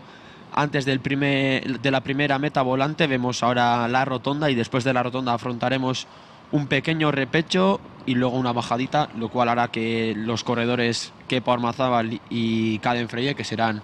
los líderes provisionales de esta primera meta volante, veremos, a ver, llegarán con gran velocidad a este primer paso por meta de la localidad de Ormaiztegi y veremos quién es el primer líder provisional de ese maillot de metas volantes, ya que llegarán al sprint con gran velocidad y veremos quién es el más rápido de los dos o si alguno de ellos decide no disputar esta clasificación de segunda categoría, podemos decir. A mí se me antoja un tanto imposible que uno de los dos dé por perdida esta clasificación o ni siquiera intente pelearla, ya que es pues al final una opción de llevar un maillot, de estar en el podio, de enseñar tus sponsors y tu nombre en una carrera de gran prestigio internacional, y veremos, ahora acaban de coronar ese repechito que comentaba hace unos instantes y veremos quién es el ganador y el primer líder provisional de esta clásica Guipúzcoa. Sí, así es, ya todavía queda mucha carrera por delante. Aquí vemos pues el Zapi, el ganador, el equipo vigente ganador de esta clásica, el Tofauti, pues el equipo que ha estado durante todo el día activos, igual que hemos dicho antes el equipo de Williams Holmes y el Total Energies, pues también quieren esas posiciones tan importantes de cara a Liernia. Y aquí ya vemos que la posición está cara, hay que luchar, hay que meter un poquito de codo, hacerte tu sitio y que aquí no te van a regalar la posición. Al final todo el mundo quiere estar delante para quitarse ese peligro y ya veremos. Aquí cuesta abajo van a coger mucha velocidad los corredores y aquí los tenemos ya por paso de meta. Es el final que vamos a hacer luego. Pues pasaremos por meta yo creo que unas 3 veces y la tercera va a ser la definitiva. Y vemos que el primero en cruzar la meta, no hay meta volante, pero vemos que es Kepa el que va tirando en la entrada de Ormaiztegi a grandísima velocidad y vemos, ¿no?, el pelotón comandado por todos los equipos extranjeros. Pedir disculpas porque nos hemos equivocado con el kilometraje de la primera meta volante y vemos que el pelotón está comandando por los equipos extranjeros y es lo que comentábamos hoy justo en el paso por Beasain y Ordizia en la neutralizada, que al final el hecho de que tengamos hoy este ámbito internacional y estos equipos y corredores extranjeros hace que los corredores de casa tengan que adaptarse a esta pues nueva manera de correr. Vemos que es una manera de correr pues mucho de control, de bloque, de equipo, y al final vemos que los grandes nombres o los grandes equipos al final se ponen a tirar en bloque y controlan la carrera a base de ritmo, bloque y codos, por supuesto, porque vemos que en este momento donde veremos que ahora después del semáforo se estrechará toda la carretera, pues al final hay entrar primero en la subida del Liernia hace mucho, y aquí es una subida cortita de unos 4 minutos aproximadamente, y al final ahí pues entrar bien colocado y pues ahorrarte unas cuantas fuerzas puede marcar la diferencia pues luego en la encadenación de los puertos de Gaviria y Manduvia, por supuesto. Sí, lo que hemos dicho, además en la aproximación se ha disminuido esa renta que tenía la fuga, yo creo que ahora estarán en torno a unos 20 segundos, porque al final esa posición hay que luchar la base de velocidad también, al final el pelotón coge mayor velocidad y la renta disminuye, y bueno, ya vemos aquí ahora cruce a izquierdas y ya una pequeña bajada y a encarar el Alto de Liernia, lo que hemos dicho, un puerto de 1,5 kilómetros, no muy duro, y ahí, ya vemos aquí también el Total Energies quiere coger esa posición delantera con sus corredores y todos los equipos, el Education First también, el Tofauti y todos los equipos interesados. Y ahí vemos un corredor del Groupama también adelantando por la acera, no es lo más apropiado, pero bueno, al final toda posición mejor es pues, mejor para el corredor porque se quita ese peligro, y bueno, ya veremos a ver qué decide hacer este equipo de William Holmes, si poner ritmo desde el primer puerto o prefieren esperar un poquito al segundo paso o incluso al Alto de Gaviria, ya veremos lo que hacen. Hori da, orain Ormaiztegiko herria igaru dugun honetan Lierniko lehenengo aldapen magalean gabitz, hemen orain hasiko dira 100 metroren baitan Lierniko lehenengo aldapetan gora ibiliko da pelotoi burua, eta ikusten dugu, ez, hemen favorito nagusien taldeak pelotiko protagonismo eta lidertza guztia hartuta, behaien talde buru den, kasu honetan Academy Region Sud taldeko kidea den William Holmes, orain hitz egin dugun txirrindulari australiarraren taldekideak hor pelotoi burua hartuta kontrol lanetan dabiltz, azkenean Lierniko igoerata zer esan, ez, hemen Euskal Herrian karreraren bat egin duen edonork ezagutzen duen aldapa da, azkenen Goierri inguruko lasterketa guztietan igotzen duguna, kilometro terdi inguruko luzera dauka, eta 4 minutu inguruko iraupena izango du gutxi gora bera ikusten dugun erritmoarekin, eta ikusiko dugu, ez, hemen ikusten dugu Kepa Ormazabal, hemen da, zea dabil, lanean, tiraka, hor protagonismoa beretzako nahi du, eta oso eskuzabal gaurko erreleboetan ikusten duen Ormaiztiko sarrean bai errelebo luz eta fuerteak ematen, eta hor ikusten dugu berriz, ez,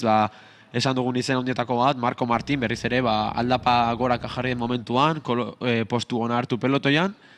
eta lehenengo postoiek mantendu nahian, gaur esaten genuen bezala, alik eta indar gutxien gastatzeko lehenengo kilometro hauetan, gero Gabiri eta Mandubi bata bestera atzetik igo ondoren, tartea egin eta diferentziak egiteko lehenengo lidertza horren bila. Sí, eso es lo que hemos dicho antes. Al final los corredores quieren ponerse delante, pues uno de los favoritos para ganar tanto la clásica como ese maillot de primer vasco, Marco Martín, a la mínima que se ha puesto el puerto cuesta arriba, pues se ha puesto en las posiciones delanteras para quitarse el peligro junto a Izan del Ampo, Izan Cabanillas, que lo he visto también en las posiciones delanteras para apoyar a su compañero Kepa en todo momento, y ya vemos que casi ya el pelotón está encima. El Tofauti ha puesto mucho ritmo junto al Zapi y al Education First, y bueno, yo creo que también quieren luchar ese paso en la montaña. Ya vemos que aquí hay mucho ritmo, aunque parezca que van tranquilos, hay mucho ritmo. Ya veremos aquí ya seguro gente rezagada y Kepa que quiere seguir en la fuga buscando esos puntos de la montaña en Liernia, y a ver si le dan opción a ello los corredores del pelotón. Esaten genuen bezala, ez orain ikusten dugu pelotoi buruan kanpotar taldeak, lehenengo neutraliza hortan komentatzen genuen, ez, gaur maila handiko lasterketa dela eta etxeko txirrindulariak ohituta ez dauden erritmo baten joan beharko direla, eta ikusten dugu hemen aldapa goraka jarri eta ritmo bizia jarri den momentuan, etxeko txirrindulari tamalez behintzat lehenengo eskane honetan lehenengo etxeko txirrindulari gutxi ikusten ditugu pelotoi buruan, eta pelotoi burua azkenen kanpoko kideek hartua dute, ikusten nuen horrezkeretik Beiota taldeko txirrindulariren bat, behintzat pozik gaude etxeko txirrindulariren bat hor lehenengo postuetan ikusteaz, eta ikusten dugu, ez, Kepa Ormazabal hor lan ebilita gero, Lierniko gainean lehenengoa izan nahi duela, eta protagonismo hartu, bere etxe inguru hontan, ez, azkenean, egunero ibiltzen den errepideak dira, aski ezaguna beretzako, eta bai, igoera eta jatxiera pelotoi buruan edo lehenengo postuan egin ezkero, arrisku gutxiago dute, esaten genuen, Lierniko jatxiera aski ezaguna da, baina, bueno, estu xamarra, errepidea bai, partxeatua edo bihurgune asko dituena, eta ikusten dugu orain Marko Martin bera ere bai, lehenengo postuetan, hor mendiko puntuak hartzeko sprint txiki bota du eta bigarren postuan sartu da, eta orain horrez gain, jatxiera bigarren postuan egingo du edo peloteiko buruan, eta azkenen arrisku gutxiago Lierniko jatxiera hontan, ez, eta akigun bezala, jatxiera nahiko estua, bilbilgune askorekin, eta arriskutsu zamarra izan ditekela, eta horregatik gaurko favorito nagusienetako bat ikusi dugu, buruz eta tentuz jokatuz, pelotei burua hartu du, eta aldapa bera ez du arriskurik eta ez du sustorik nahi, eta orduan bere ritmoara jatxiko da pelotoia. Baita, uste Ander Otegi dela orain pelotoi buruan jartzen ari dena bere taldekide Keparen bila, gero laguntzeko momenturen baten ere, eta Markok zu esan duzuna esprinta du mendiko sariko puntuiek lortzeko, zegero ikusia marra pasata gero atzera begiratu duela pelotoia ea nuntzegoen ikusteko, eta orain jeitxera dugula aprobetxatuko iragarketara joateko, eta gero itzuliko gara segura ingurun. Eso es como decir, ahora que estamos afrontando la bajada de Liernia, aprovecharemos para hacer una breve pausa para publicidad, y cuando volvamos de publicidad veremos cuál es la nueva situación de la carrera.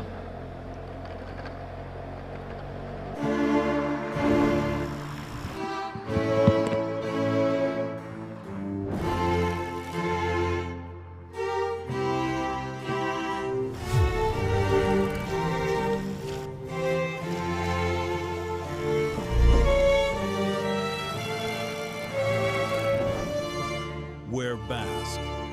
We are Basque.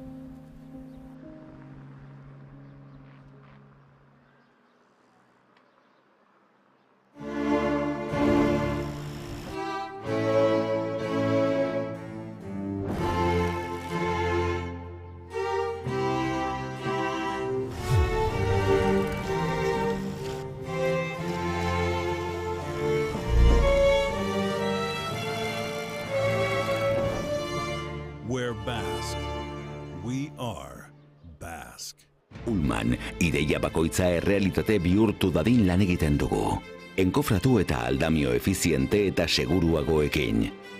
Proiektuei balioa ematen dioten zerbitzuekin. A través de nuestra tecnología y conocimiento, ofrecemos no solo un producto o servicio concreto, sino una solución integral para cada proyecto.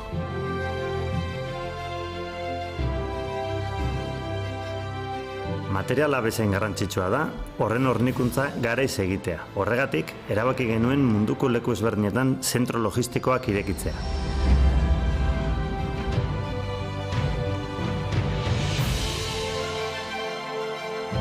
Na każdym etapie projektu mamy na uwadze satysfakcję klienta.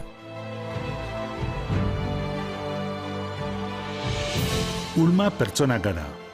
Gure bezeroi beraien proiektuak gauzatzen laguntzeko gogor lan egiten dugun pertsonak. Beraien arrakasta, gure arrakasta da.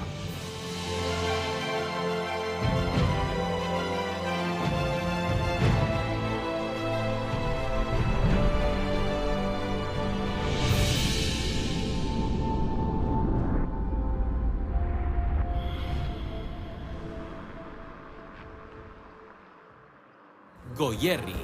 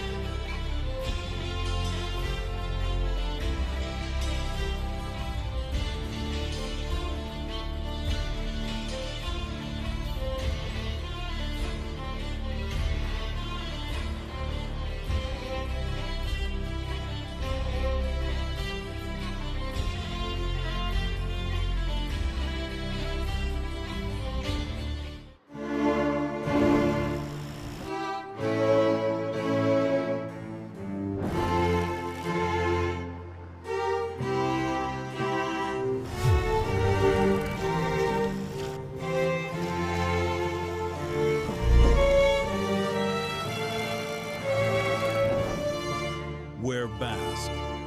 We are Basque. Egunon berriz ere bueltan gara klasika Gipuzkoako lehenengo etapan ormaiztegin eta ikusten dugunez, hemen ez da ezer aldatu. Oraintxe hortan Olaberriko herritikan igarotzen ari da pelotoia eta utzi dugun bezala dago guztia. Kepa Ormazabal pelotetikan metro gutxi batzuk hartuta Liernin maldan bera zioan bezala eta pelotoia Gabiriko Otsoa katetik lotuta. Hala, ikustegu Kepa oraindikan iesaldian jarraitzen duela bakarrik, orain ja Education Firstseko kide hori gabe, berak bakarrik jarraitu du, nik uste Lierniko azkeneko maldan gora askatu eta gero aldapa bera hausart bota da, eta ikusten dugu metro gutxi batzukin, tropelak ez dio tarte asko eman nahi txirrindulariari, baina berak lehiatzen jarraitzen du eta bere protagonismoa nahi du gaurkoan ere. Azkenen oraingo Ormaiztigo pasoan egongo dira meta volanteen sari hori, eta nik uste berak ere puntu horiek lehiatu nahi dituela zaila ikusten dudan arren. Azkenen pelotoia hain gertu edukita lehen ikustugun bezala azkeneko metroietan eta Ormaiztegiko aproximazio honetan pelotoiak segundo asko kenduko dizkio, eta nik uste laizzer harrapatuko diotela. Y comentábamos, ¿no? Volvemos de la pausa por publicidad y vemos que la carrera, pues la situación de carrera no ha cambiado. Hemos dejado la carrera bajando Lierni con Kepa Ormazábal al frente de la carrera con unos pocos segundos con el pelotón, y vemos que ahora que estamos llegando a Beasain, una vez hemos pasado la localidad de Olaberri,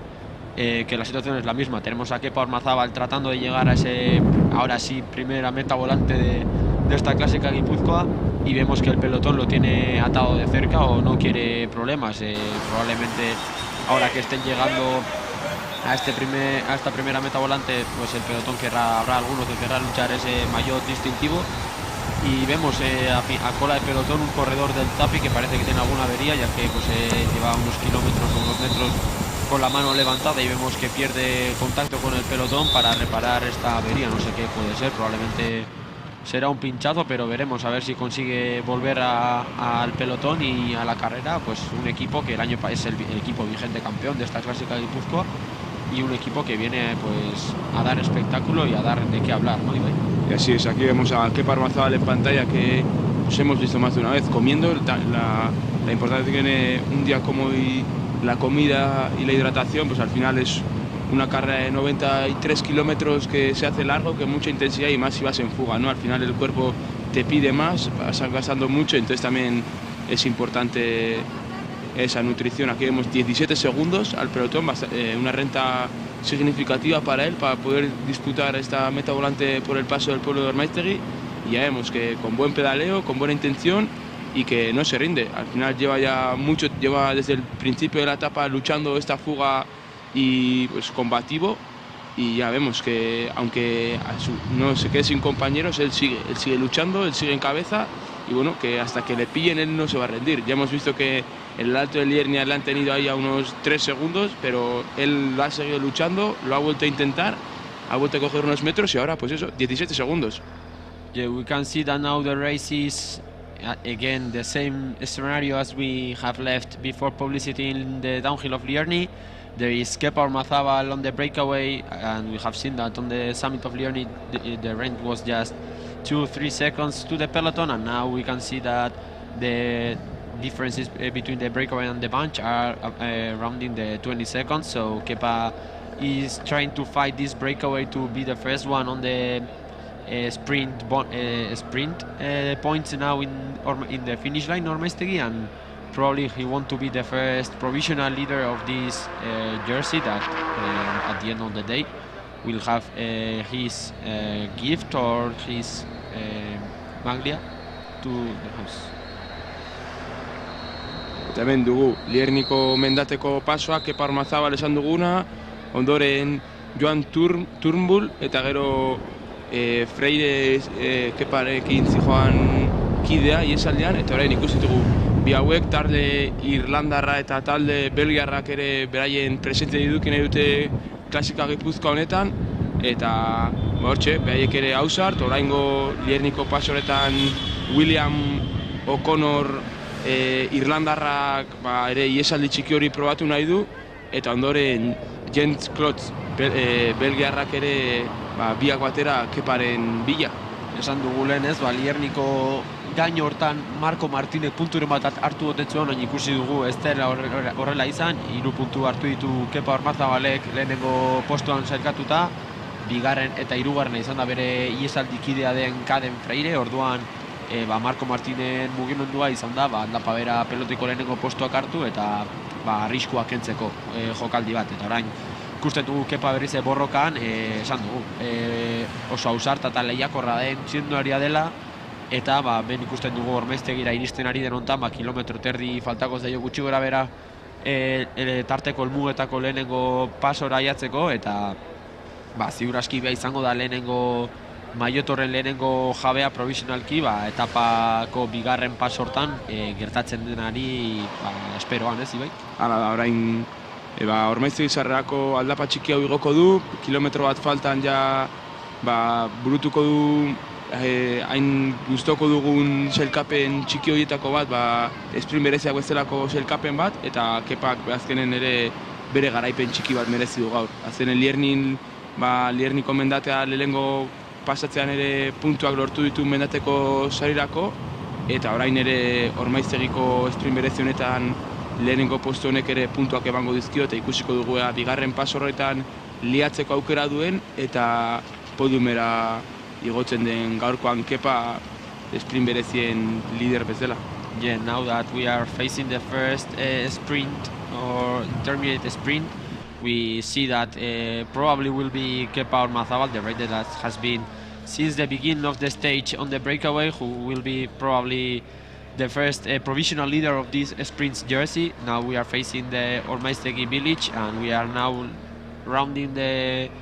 500 meters to this sprint, and we are now seeing that more teams are being active, trying to make the breakaway before we are facing this sprint, and also the next climb, which is again Lierniegas, and it will be stressful for them because of the collocation. The positioning on the peloton will be really important, and we will see which is the places also in the intermediate sprint. The first one is Kepa, now that he's arriving to the today's finish line. Is the same finish line that they are going to have at the end on the stage, and we'll see the second and the third one who they are, because the second pass of this sprint,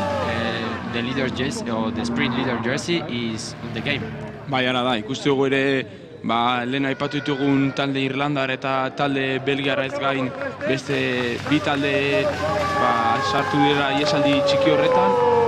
talde frantziala Esten Toulousain Cyclism taldea eta Zapi Race Team. Oso talde beti ez dela lehiakorra, aurreko urtean ikusi genuen bezala, klasika irazi zutenak, eta ikuste dugu pelotoiarekiko tarte handia zabaldu dutela, eta nik uste Laizzer Kepa harrapatu eta seikote hori aurrera joango dela. Sí, como comentábamos, ¿no? Ha sido Kepa Ormazábal otra vez el primero en cruzar la que va a ser la línea de meta de la etapa de Ormaiztegi de hoy, y vemos, ¿no?, que por detrás han saltado unos 5 corredores, todos ellos de equipos que no son de casa, equipos extranjeros, pues en la busca de otro maillot distintivo como puede ser el de la montaña, y por supuesto pues tratar de coger diferencias o jugar una labor táctica con respecto a los demás equipos, lo cual hoy puede ser muy significativo, ya que pues al final al tener un miembro del equipo en la escapada, pues al final te olvidas de tener que llevar tú las riendas del pelotón, estar al tanto de tirar incluso de todo el pelotón, y al final pues teniendo todos estos 5 corredores, pues son 5 equipos menos que al final están en la responsabilidad de tener que llevar el pelotón, Ibai. Sí, así es, al final pues se quitan ese peso de tener que tirar en algún momento si la carrera se va hacia adelante, pues ese peso ya no lo tienen que llevar ellos y son otros equipos los que se tienen que hacer responsables de pillar esa fuga, y ya vemos que buena coordinación, muchos corredores, que eso también a la hora de cazar esta fuga de 6 corredores ahora cuando le pillen a Kepa va a ser difícil. Eso sí, ahora una pena para Kepa porque justo le van a pillar a pie del Alto de Liernia, que le disputarán esos puntos tan ansiados que está luchando Kepa para el premio de montaña, y bueno, ya vemos que al menos 3 puntos ya tiene, y a ver si puede conseguir algún otro para poder llevarse el premio de montaña, aunque está difícil porque los siguientes 2 pasos, el Alto de Gaviria y el Alto de Manduvia, son de segunda categoría y por lo tanto darán más puntos al primero que pase por esas líneas. Ibaiek dioen bezala, ez, orain ikusten dugu Kepa Ormazábal berriz ere lasterketa buruan, baina atzeko boskotearekin bat egingo du oraintxe bertan, eta oraingoz 3 puntu dituen arren, zaila ikusten dugu biok, Lierniko gaino honetan berriz ere Kepa izatea lehenengo txinoari, azkenen iesaldia hasiera-hasieratik eta orduan gasto handia egin du, eta zaila egite zait atzeko txinorek, baina freskotasun gehiagorekin iritsi dira, eta zaila egite zait Lierniko lehenengo bigarren gaino honetan markatu, Kepa izatea berriz ere 3 puntu horien jabe. Espero dugu ala izatea, etxeko txinorean nahi dugu ikusi lasterketa lehiatzen eta maiot guztien jabe noski, baina zaila egin dut zaigu biei atzeko boskotean indar berritu datoz bostak, eta ikusi zein denoain Lierniko igoeran, 4 minutu hauetan izango duen jorea lasterketak. Bai, eta ala da, ikusi barko dugu ere pelotoia ze intentziorekin ikusten duen iesaldi hori, nik uste eta arrisku handia duela ja 6 txirrondoriko iesaldi batek, eta hemen ikuste dugu ja Kepa harrapatu dute, baina hor gurpilan sartu, eta ea lortzen duen mendate hau seikote honekin pasatzea. Nik uste Kepak beste batzuk baina aurpegi hobea duela, ondo preparatuta dator, azteneko lasterketak txukunak egin ditu, eta ikuste dugu Zapi taldeko txirrindularia erritmoa jartzen ari dena, eta beste batzuk hemen atzean pixkanaka sufritzen ere. Now we can see that the rider of Ampo team, who was in the breakaway since the beginning, Kepa Ormazabal, has been catch and is now with the other 5 guys that have attacked before we were facing the village of Ormaiztegi, and now we have 6 riders on the breakaway, just facing the second climb of Lierni. The climb we've made before, it's the same climb, and we can see the Zapi team member put in a strong pace on the breakaway, trying to make some differences with the peloton. And Kepa Ormazabal is the provisional leader of the mountain jersey, is struggling with this pace,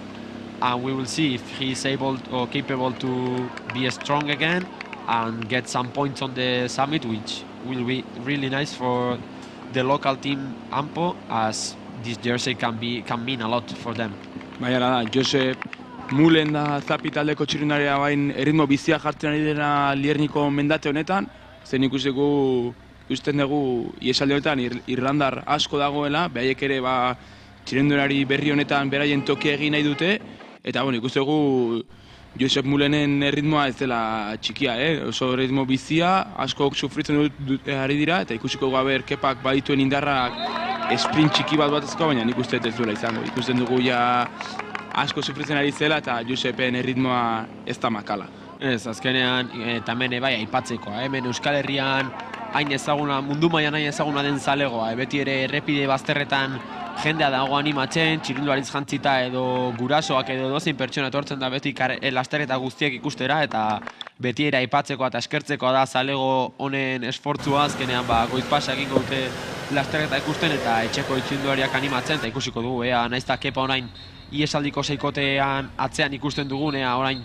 indar pixkat ateratzen duen bentsat puntutxoren bat hartzeko orain, baina zaila egite zaitz, ez da arama aurpegi osonik orain txertan Lierniko aldapa gora, metroren bat galdu du, baina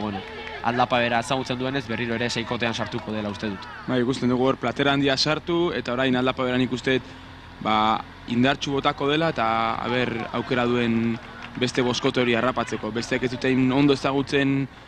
malda bera hau, nahiko zigizagatxoa den malda, eta Kepak orain errekuperatzen duen apur bat txera honetan, eta boskotea harrapatu eta beraiekin batera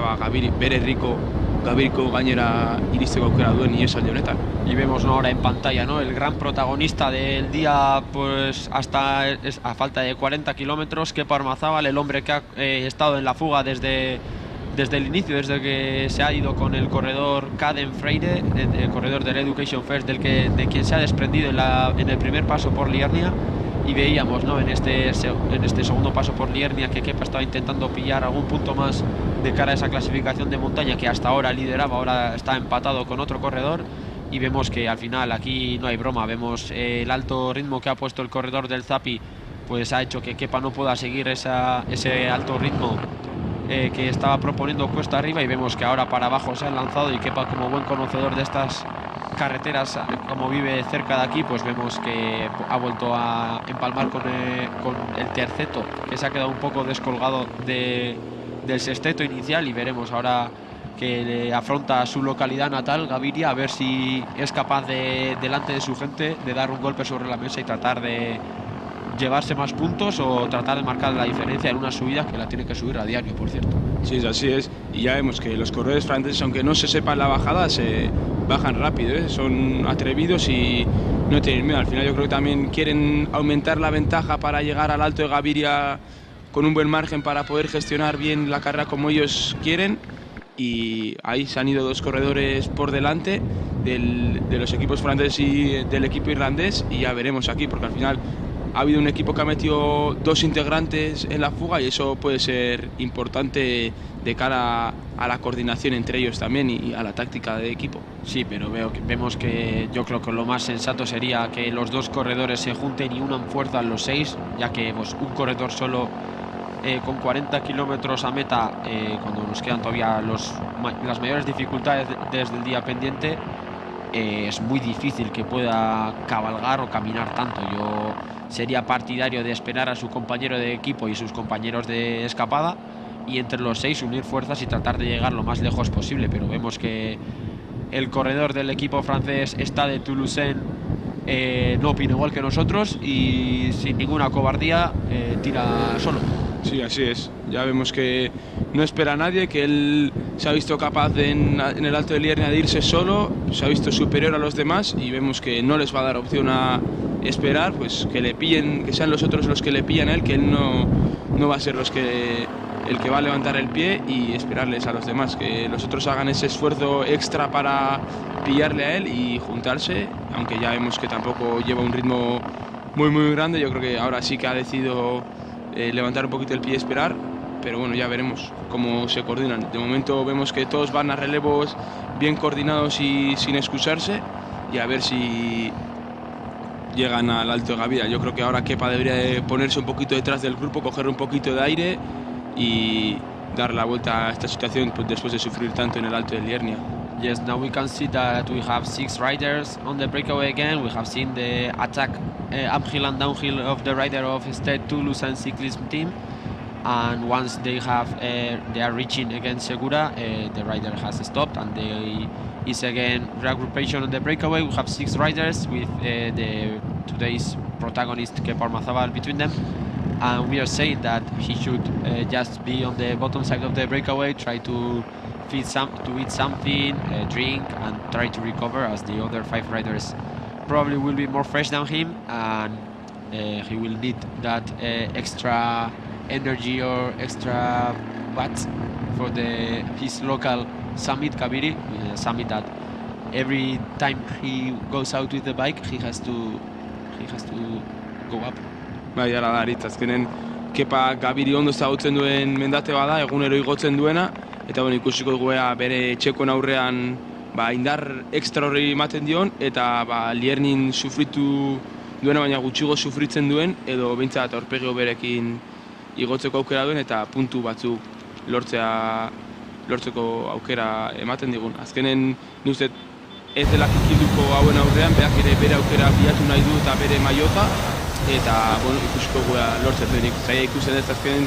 Stade Toulousain taldeak erritmo bizia jartzen ari da iesaldian bitxirindari horiekin, ez dio pelotoiari harrapaketa hori errez jarri nahi, eta ikusiko dugu nola dioan karrera. Hemen ikusten dugu pelotoien orain pixkat moztuta geratu dela Lierniko jaitxera honetan, orain Arkaitz Suso Arabako seduktzeko txirindari ikusten dugu pelotoiko azken postu hauetan, eta bueno, orain ikusten pixkat lasaitasun egongo dela, denak bilduko dira, eta Gabiri nahi, Orain, seguratik igarotzen ari garen honetan ikusten dugu iesaldia, ez daukagu erreferentziari, baina ikusten mituaren baitan ibiliko dela gutxi gara diferentzia, ikusitugun irudietan bat eta beste mundu den ikusita,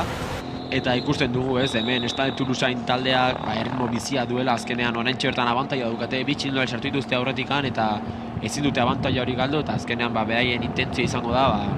ahalik eta urrutin iristea, eta zergatik ez, lasterketa 2 hauetako txirrindulariren batekin jokatzea, azkenean abantaila hau lortuta ezin duzu abantaila galdu, hori hala da, eta ikusiko dugu zer egiten duten baino 37 kilometratik falta diren honetan. Sí, así es, veíamos ahí a cola de pelotón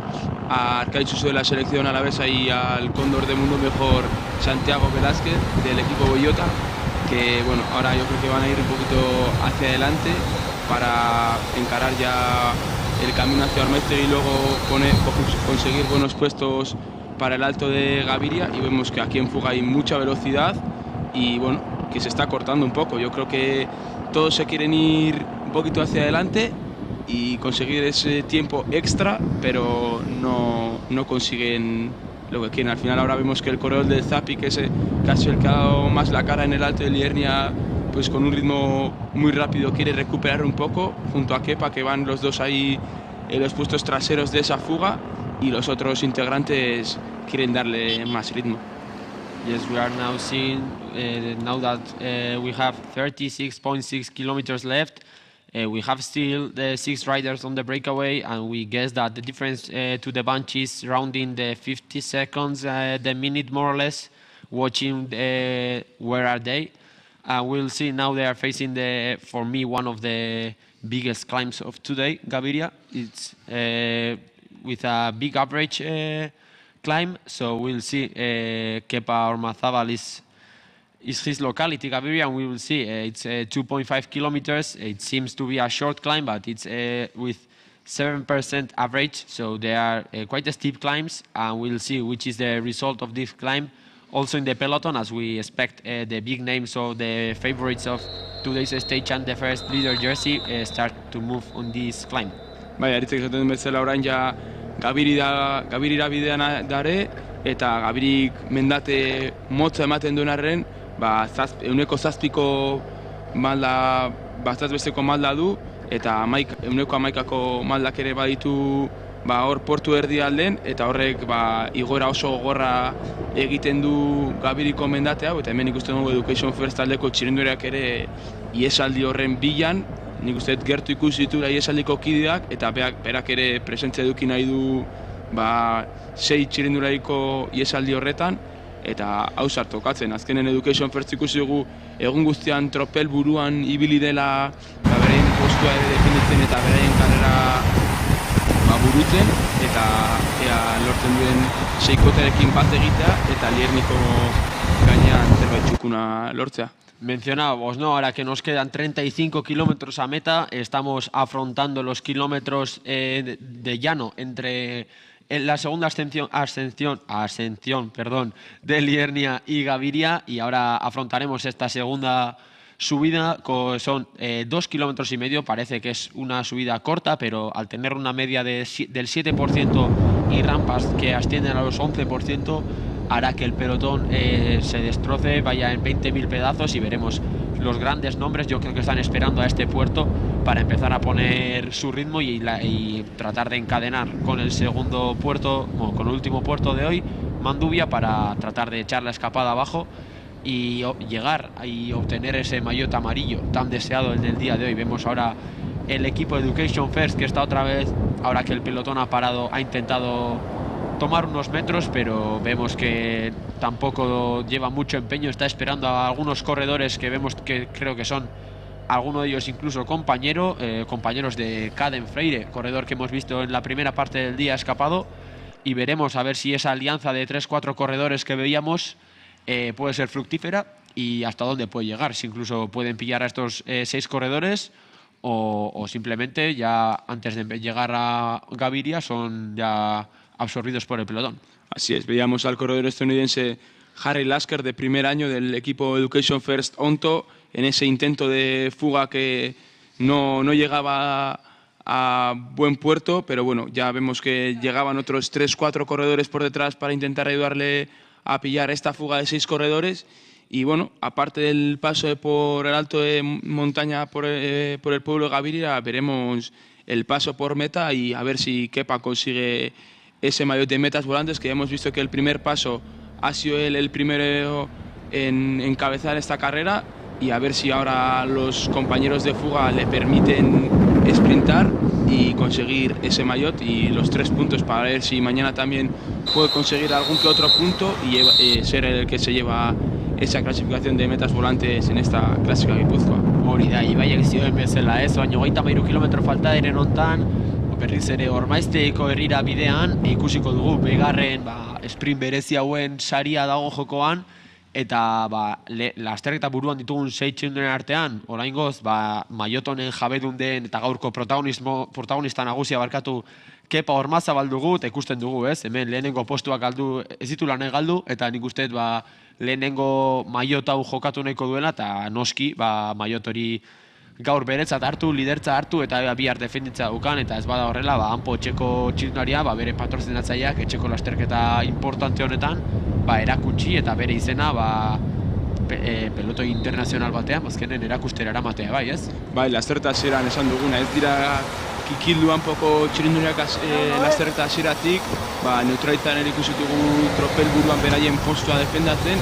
eta argi zegoen bere intentzioa. Beti dira talde ausarta, iesaldi horren bila, eta naiz eta badakiten kanpoko txirrindulariek nivel handia dutela, beraiek ere beraiengan konfiantza dute, eta zergatik ez borrokatu Gipuzkoako klasika hau, eta ea Kepak orain Ormaiztegiko repetxo horretan ez duen asko sufritzen eta iesaldiari ondo aguantatzen dion, eta Malda bera horretan postu bat hartu, eta esprina bota 3 puntoiek irabazteko lehian. Yes, Ivan was telling, now we are facing the last 30 kilometers of the first stage of this Gipuzkoa Klasikoa, and we will see now the second pass of the intermediate sprint. The first pass has been won by Kepa Ormazabal, the big name of today's stage until now, and we'll see if he's capable to again win this second sprint or get some points and be the first leader of this jersey and try to show his sponsors and his name in this international race and get the leader jersey to tomorrow's stage and try to defend tomorrow in the Guías stage that jersey. We'll see that there are 32 kilometers and we expect that there are like 2.5 Ks to the intermediate sprint, and now once they cross the finish line, that there's the same finish line again as we'll face on the end of today's race, they will face one of the big summits of today, the climb of Gaviria, and we'll see. It's as we have said, a 2.5K climb, quite steep with average of 7%, and it has points that the percentage just ascends to 11%, so it's a big one today, and we'll see if the big names of this Gipuzkoa Klasika edition try to start moving and try to catch the breakaway of 6th rider we have now and try to be on the front of the race and fight for that yellow jersey. Eta bertan ikusten dugu, Nobelakitan selekzioa tropeletik tiraka eta Marko Martin hor bere gurpilean, ez du posturi galdu nahi eta Gabiriko bidean aurrean egon nahi du, ez ditu sustoak nahi gaurko egunean, eta badaki zer garrantzitsua den postuan bat izateak, eta bueno, iesaldian ditugun 6 txirrindulari dire Joseph Mullen, Irlandarra, William O'Connor beste Irlandar bat, Jean Klotz Belgiarra, eta ondoren bi taldekide berdin diren Tom Ferreira Frantziarra eta Gavin Rau Frantziarra ere lehen urtekoa, hori garrantzitsu zen diteke ea lehen urteko sailkapen hori borrokatzeko gai den, eta azkenik esaten dugun gaurko protagonista handiena Gabiriko otsoa den Kepa Ormazabal. Bai, veíamos ahora también, ¿no? Como decía Ibai, al equipo de Aquitania tirando del pelotón para tratar de dar caza a los 4 o 5 corredores que se han fugado cuando pasábamos por Olaberria, y Marco Martín, uno de los grandes nombres de hoy, también pues haciendo un esfuerzo extra para tratar de cazar a estos integrantes del segundo grupo cabecero, y veremos ahora que están afrontando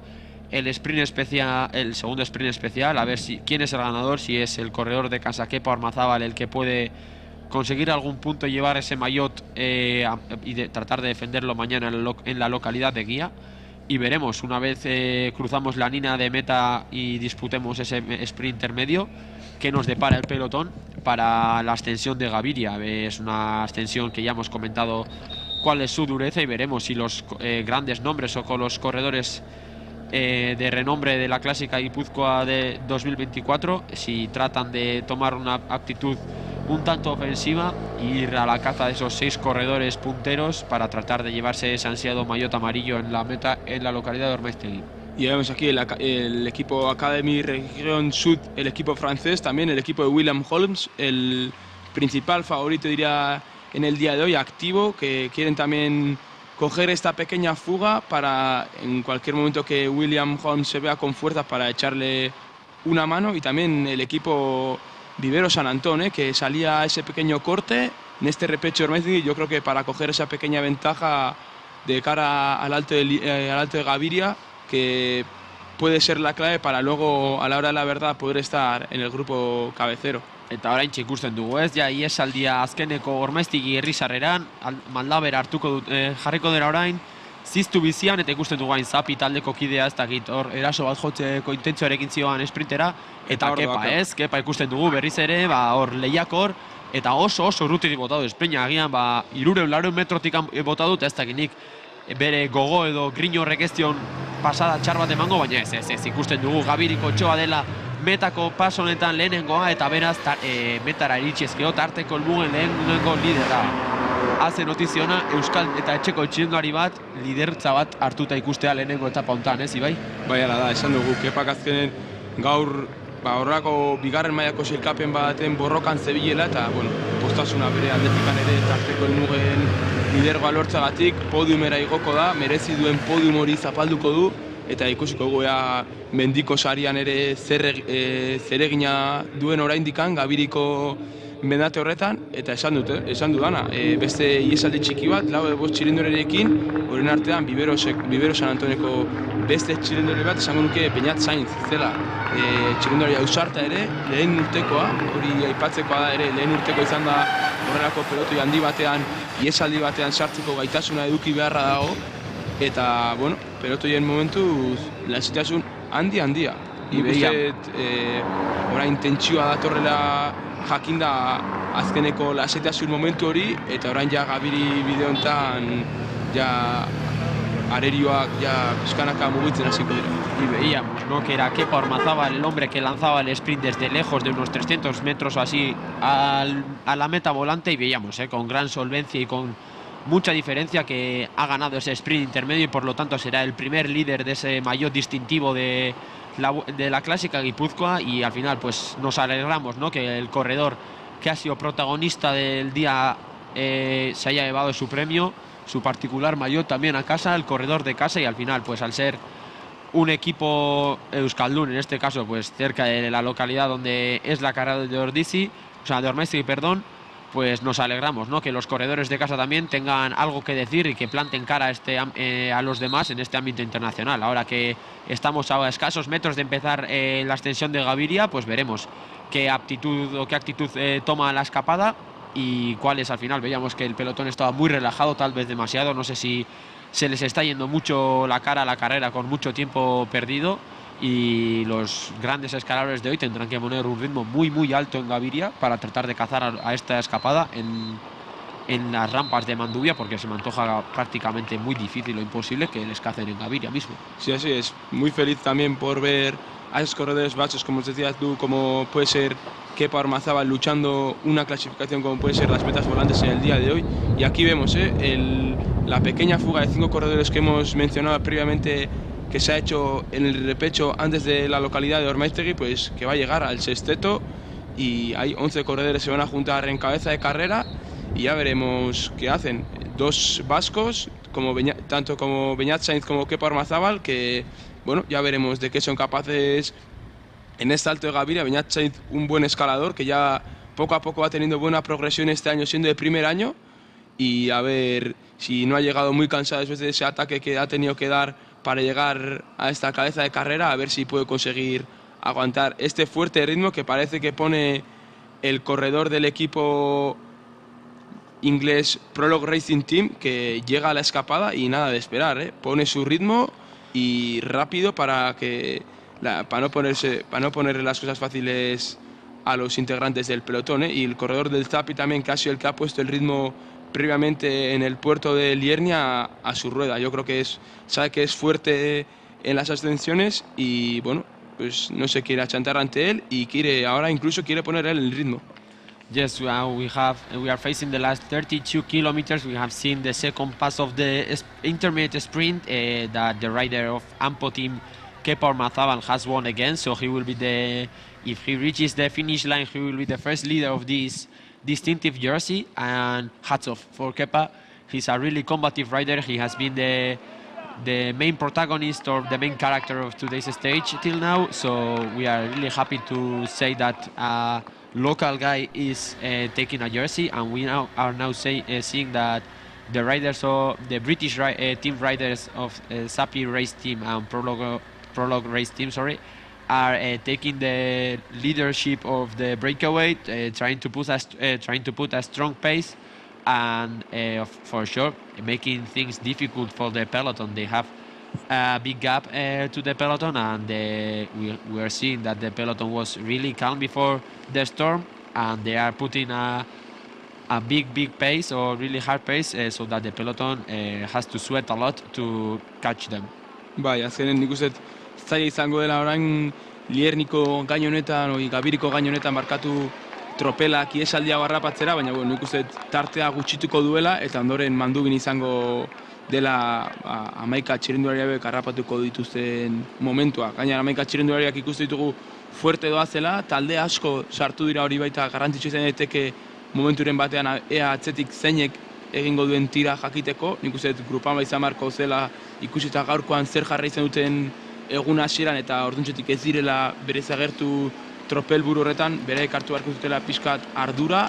eta iesaldia bera bota. Eta hemen ikusten ditugu, txirrindulariak pixkanakaia geratzen doaz, tarte txikiak irekitzen beraien artean, eta hor esan dudana, Beñat Sainz lehen urteko txirrindularia, Vivero San Antonekoa, haze txirrindularia. Ez dakik hildu, sekulako ritmoan doaz aldapa gora, eta bera hortxe doa. Eta Kepa normala zen bezala metro batzuk galtzen, baina seguro bere lagunak eta herriko jendea ondoan ikuste dituenean beste estutu bat emateko gaitasun izango du. Y vemos, ¿no? Aquí imágenes del pelotón totalmente enfilado. Veíamos, como decía Ibai, al final yo creo que los equipos franceses de Groupama, FDJ y Total Energy son los llamados a tomarle pues ahora la responsabilidad de la carrera. Decíamos que tenían uno de los favoritos ambos equipos junto a William Holmes, pero vemos que el corredor australiano tiene un miembro del equipo aquí en la escapada, por lo tanto no puede tomar esa responsabilidad o se quita esa responsabilidad, y son los equipos franceses los que tienen que tomar ahora pues la cabeza al pelotón y poner un fuerte ritmo, que es lo que veíamos, que al final el pelotón, como se esperaba, se estaba despedazando. Veíamos que estaban todos en fila india y veremos a ver si las diferencias caen y logran cazar a esta escapada comandada por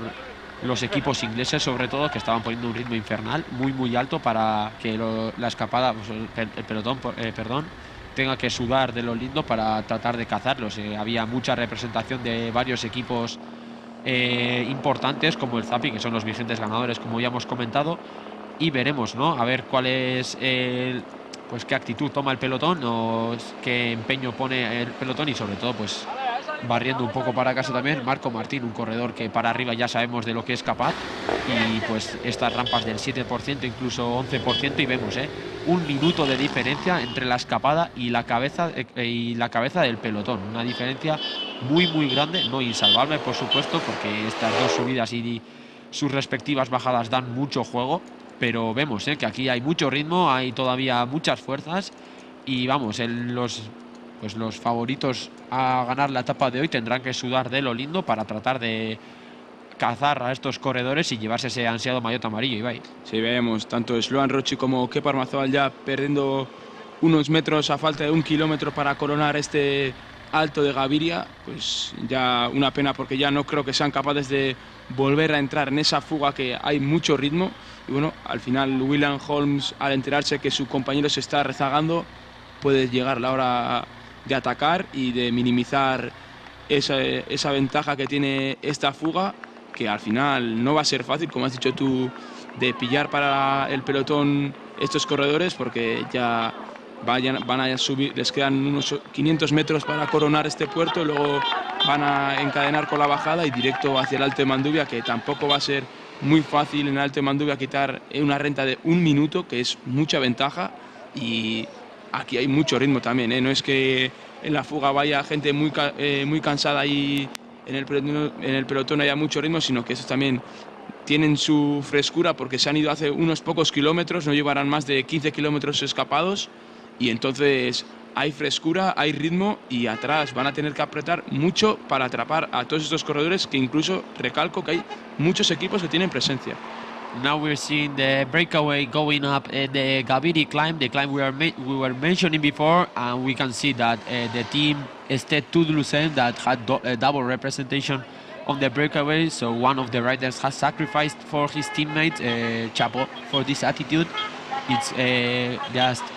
friendship in the team, so we can see that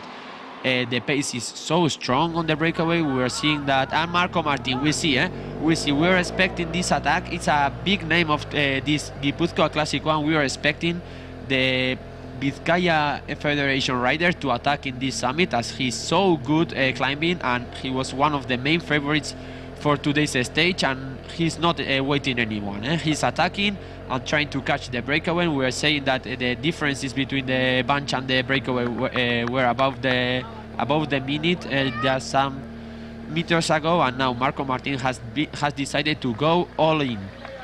Sí, como dice Aritz, al final vemos aquí el corredor de la selección vizcaína, Marco Martín, que ha cerrado el hueco muy rápido, de alrededor de un minuto. Yo creo que ya no es tanto como un minuto, pero sí, en el alto de Gaviria ya ha contactado con el grupo principal y muy valiente por su parte, ¿eh? No espera a los corredores extranjeros, es el que da la cara, y ya hemos dicho al principio de esta retransmisión que puede ser uno de los corredores a seguir, y así lo está demostrando. No quiere esperar, quiere ser él el que dé la cara, y ya veremos si tiene todavía capacidad de luchar esta clasificación de la montaña, que le hemos visto en el Alto de Lernia luchando esos puntos que al final parece ser que no ha conseguido, aunque nos haya parecido que sí. Hori da, Ibeek zioen bezala, hemen ikusten genuen Marco Martin erasoan, pelotoitikan ikusten genuen motorrak ematen zuen erreferentzia minutu bat ingurukoa zela, uste dugu diferentzia hori etzela zuzena, ze metro oso gutxiren baitan Marco Martinek eraso bortitza jo ostean iesaldia bera bota du, eta Gabiriko gainean puntuak hartzen saiatu eta ikusten dugu, duda daude pelotoian, Hemen frantsesak bata besteari begira dabiltz, eta ikusten dugu, etxeko txilundaria den Marco Martin Bizkaiko Federazioko kidea, iesaldia berak bakarrik bota du, uste dut William Holmes berare atzetikan eraman duela, ze maiota roxe bat ikuste iruditu zaiti bai, eta ikusten dugu, oin aldapa bera ziztu bizian bota dira, eta Marco Martinek hor dagoa bota du esaten den bezala, eta gaurko etaparen bila doa aldapa gora oso errez ikusi dugu, eta ea Mandubiko igoera hortan berste erasoren bat jota duen, eta metara bakarrik iristea, zen ikusten sprint batean zaila duela txirrindulariak irabaztea, Ibai? Bai, Marco Martini gertatzen dena askotan da ez duela puntako abiedura hori, eta orduan urrututik bota behar dituela eraso horiek, eta esan dugun, Grupama izan behar da hemen ardura hartu behar duena tropelean, eta ikusten dugu. Bera eta beste ekipo Holandarra diela Hagens Berman Jaiko taldea dela, bi talde horiek hartu dutela ardura nagusia tropelean, eta hemen Gabiriko maldan bera, eta harrapatzen duten lasterketa buru hori nik uste hain 30 segundura darela oraintxe bertan, eta Euskal Txirrindulariak ere tropel buru honetan iruditu zait Igor Iriarte limusingo txirrindularia hor zegoela Gabiriko malden ondoren, eta seguru Ander Otegi bezalako hanpoko txirrindularia bertan egongo dela. Hanpo taldea gaur txalotzekoa beren jarrera, egun guztian lehenengo postuetan, gero Kepa Ormazabalekin iesaldi hori bilatuz eta lortuz, eta tarteko helmugen saria ere etxera eramanez, eta ea orain Ander Otegi txirrindulari zegamarrak zer egitea duen. Mencionamos, ¿no? El valiente ataque que ha pegado el corredor vizcaíno Marco Martín en la subida de Gaviria. Decíamos que era uno de los grandes nombres para la etapa de hoy, pese a que pues, su punta velocidad no es su mayor baza. Sabemos que cuesta arriba es un corredor capaz de hacer grandes cosas y no se ha chantado ante la adversidad. Ha tomado la iniciativa, ha pegado un duro ataque, aunque creemos que la referencia de minuto que nos daba en la moto no puede ser correcta, porque en cuestión de pocos metros ha cerrado el hueco él solito, y creo que se ve a su rueda el gran favorito a llevarse la general, no la etapa de hoy, la general de mañana, el australiano William Holmes. Y vemos que Marco Martín ha contactado con la cabeza carrera, con los hombres que estaban en la escapada, y vemos que ha dejado toda la papeleta, como se suele decir, ¿no? A los holandeses del Hagens Berman Jaiko y los franceses del Grupama. Grupama también pues no ha cumplido mis expectativas, con dos grandes favoritos en el día de hoy, y les está pillando todos los movidos a contrapié. No han metido ningún hombre en la escapada. Ahora también se les ha ido uno de los grandes nombres de del día, Marco Martín, y veremos, ¿no?, si el corredor vizcaíno es capaz de pegar otro ataque como el que ha dado en Gaviria, ya que le hemos visto con mucha facilidad, y vemos si se puede desprender de todos sus compañeros de la escapada ahora mismo en Mandubia y llegar solo a esta localidad de Ormaiztegi y celebrar, ¿no?, ese primer liderato de esta clásica Gipuzkoa. Bai, Aritzek esaten duen bezala ziren Marco Martin bezalako txirrindulari batek tropel internazionaletan ez da inezaguna, eta orduan kanpokoen kontrol hori aprobetxatu behar du, berak ere bere aukera pertsonala lortzeko, baina nik uste ja hemen 20ko talde txiki hau lasterketa burutik 10-15 segunduta dagoela, gutxi gora bera ikusita nun zegoen talde bakoitza laizzer harrapatuko dituztela esango nuke, baina ikusten dugu hemen Grupama izan behar da hiri txirrindulari edukita tropel buru honetan ardura hartu eta iesaldia bera botatzen duena, eta hemen ikusten dugu Neuturkarek esan dugun txirrindularia danena taldeko lehen urteko txirrindulari hori ausarta urtea oso ondo hasi zuena, eta esan dugu segurazki lasterta oso ondo preparatzen ibili dela eta horregatik azken astetako errendimendu jaitsira hori, baina ikusten dugu, horrelako lasterta garrantzitsu baten aurrean ausart, iesaldi honen bila ere.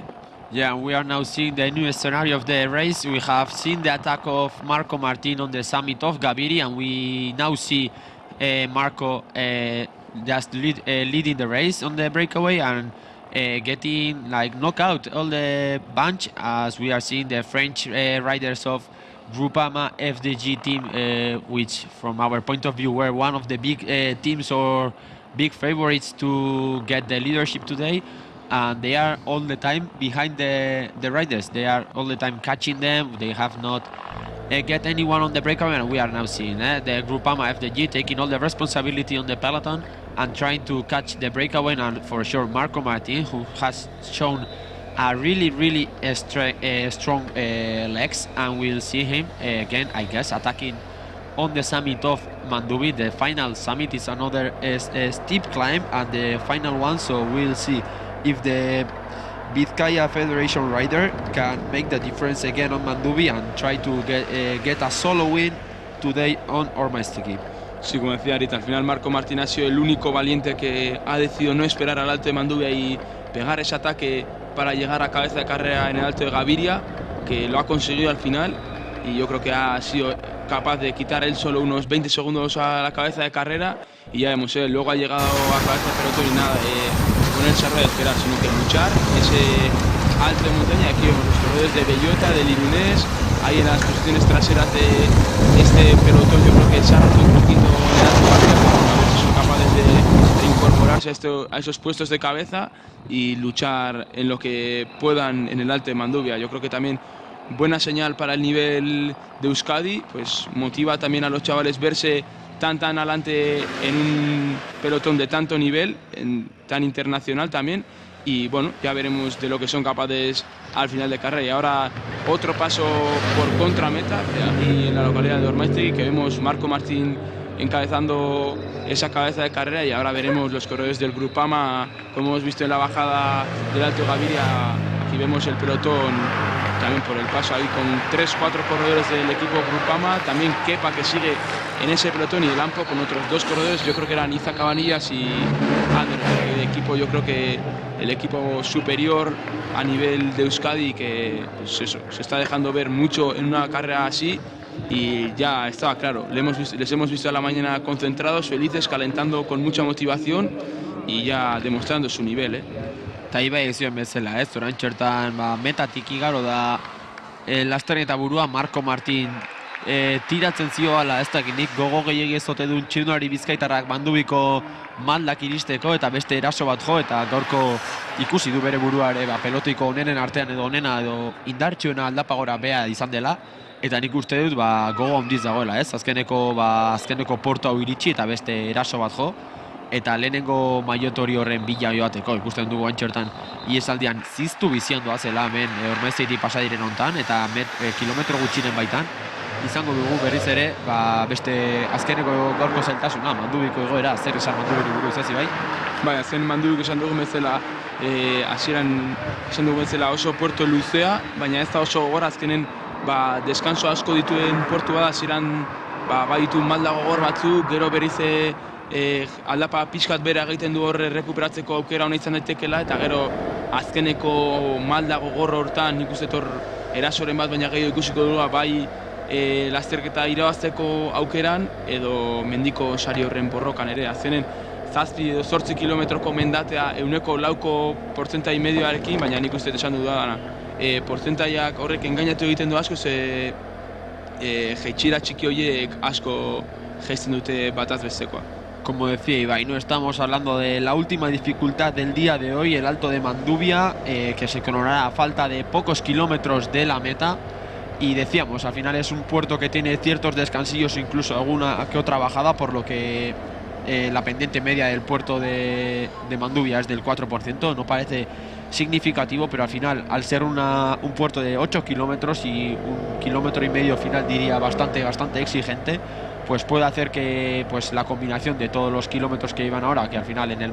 Alto de Manduvia, serán unos 85 kilómetros y pues la encadenación de varios puertos, yo creo que ya habrá mermado las piernas de muchos ciclistas y veremos que ese kilómetro y medio final con grandes porcentajes será, yo creo que el terreno apto para Marco Martín para pegar el ataque por la victoria. Sí, así debe ser. No debe esperar mucho tiempo porque le pueden entrar los corredores más fuertes por detrás, entonces tiene que aprovechar esa pequeña ventaja que ha hecho en el Alto de Gaviria para llevarse la victoria en el día de hoy. Al final coronas el Alto de Manduvia en el kilómetro 85 a falta de 8 kilómetros. Aquí vemos Marco Martín que no espera ni a las rampas duras, toma el cruce a izquierdas, empieza el puerto y ahí pone un ritmo exigente para seleccionar también el grupo cabecero y ver a ver lo que consigue. Ya vemos que tampoco quiere coger toda la responsabilidad y mira un poco hacia atrás a ver qué hacen los otros compañeros de fuga, pero ya vemos que quiere un ritmo imponente para no dar opción a estos que vemos por detrás de pillarle a él. Yeah, we are now seeing the images of the peloton just affronting the last climb of Mandubi, and we are seeing that in the breakaway it was Marco Martin, the guy who was taking all the responsibilities on the breakaway, putting a strong pace and trying to make some difference. We are now seeing other teams that are trying to catch the breakaway, and we'll see if the distance between the breakaway and the peloton is enough for them to reach the finish line. Bai, hemen ikusten dugu ja, hemen eskubitara kruze hartuko dute, lauta txiki bat eta bereize aldapa gora, eta Kepa Armazabal hor segitzen du, tropelaren atzeko postuta, baina hor borrokan jarraitzen du, azet txirrindularia gaurkoan, eta bueno, ikusiko gu, ea txirrindulariak hasieratik jartzen duten ritmoa Marco Martinek egin duen bezala, edo malda gogorretara itxuten duten ritmo indartsu bat jartzeko, eta hemen ikusten dugu, txirrindulariak ere Marco Martinen jarrera berdina hartu du, ezkerretara bidea hartu eta topera. Aia lasterreta burua harrapatzeko aukera duen, eta atzetikan esaten genuen Grupama da pixkat ritmoa jarri behar duena, ea bitxirrendoriekin zerbait txukuna egiteko aukera duen, eta beraien eskutan geratzen da tropelaren ardura. Eso es, ¿no? Vemos que en el pelotón toda la responsabilidad cae en manos del Grupama FDJ Team y hay nerviosismo, vemos que están haciendo movimientos un tanto pues no muy lógicos, diríamos, en un terreno donde no puedes hacer grandes diferencias. Vemos a corredores que están tratando de atacar, de irse, y no sé si es el escenario perfecto para ellos, ya que yo creo que los nervios a más de uno le están pasando factura, y la ansia o la ansiedad esta de ver que la carrera se les va, y vemos, Marco Martín, madre mía, se le ve muy fácil al corredor, a la mínima que la carrera se pone cuesta arriba, tiene otro punto que los demás no tienen, y veremos si es capaz de soltar a cada uno de ellos, ya que, como hemos mencionado, el sprint o la punta de velocidad no es su punto fuerte, y su mejor baza para ganar y ser el primer líder de esta clásica Guipúzcoa es llegar solo a la localidad de Ormaiztegui. Sí, así es, ya vemos que no da opción a los compañeros de fuga de creerse ganadores, quiere imponerse él y también entrar en ese juego mental de parecer que es el más fuerte, aunque luego ya veremos si los otros compañeros van engañándole o no, porque ya vemos que también el compañero que le hemos visto poniendo el ritmo del Prologue Team no le quiere dejar marchar, pero ya vemos, su ritmo es muy muy imponente, se marcha a falta de 6 kilómetros de la cima y yo creo que va a ser muy difícil pillarle a él porque se le ve con mucha solvencia, con mucha facilidad y con buen pedaleo, y no se le ve fatigado para nada. Y bueno, primera sorpresa. Para mí, ya esperábamos un gran nivel, pero tan gran nivel como para llevarse esta victoria en la Clásica de Guipúzcoa no me lo esperaba, aunque ya vemos, por atrás también creo que era un corredor del Total Energies que quiere atraparle, que quiere irse con él para jugarse la mano a mano, pero ya veremos si consigue atraparle, porque Marco Martín aquí lleva un gran ritmo, un corredor que desde siempre ha destacado a nivel de Euskadi y también a nivel nacional. Y vemos, este año yo creo que va a dar un salto hacia adelante con el equipo Baquet también, y bueno, ahora que le vemos con los colores de la selección vizcaína, pues dándole ese caché también. Ikusten genuen zirudi eta Marco Martin ez du itxoin nahi ikusten da, iesaldiko indartsuena dela eta favorito ikusten du bere burua, eta beste eraso bat jo eta bakarrik joan da, ez dakigu handikan nahiko izango den oesten oso mugimendu goiztiarra, baina ikusiko dugu, Ormaiztiko helmugametan ikusten dugu, Total Energieseko taldekidea berekin joan da lehen Gabirin gora, eta biak batuta, indarrak batuta, Mandubiko malda hauetan zer egiteko gaitasuna duten. Ikusi dugu Marko oso indartsuela eta jakina dugu aldapagora duen kalitatea, baina ikusiko dugu ea biak soltatzeko gai den, ze esan dugun bezala bere indargunea, ez da esprinta eta beak irabazteko duen aukerarik handiena helmugametara bakarrik iristea da. Nik uste gaina pixkat gehiagin berotzen nahi dela, bakarrik joan nahi du erakustaldi eman, ez da nik uste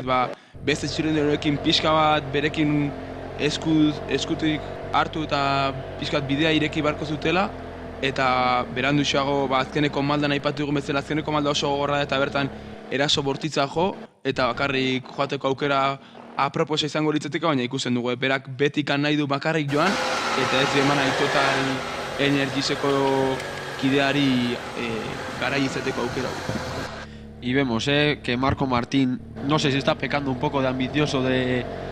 que los nervios le estén empezando una mala pasada. Esperemos que no, esperemos que tenga todo bajo control, pero a la mínima que serán unidos 2 corredores a su rueda, está otra vez imponiendo su ley, un ritmo fuerte para tratar de marcharse en solitario y demostrar, ¿no? Jugar a ese juego mental, como comentaba antes Ibai, de enseñar, aquí mando yo soy el más fuerte y aquí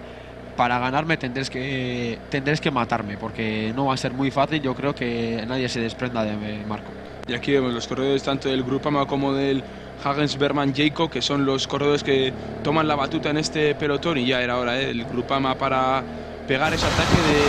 intentar cazar a la cabeza de carrera, que yo creo que ya hoy no van a ser capaces, porque se les ve muy fuerte tanto a Marco Martín como al otro compañero del Total Energies, que todavía no tenemos su dorsal, a ver si lo conseguimos pronto,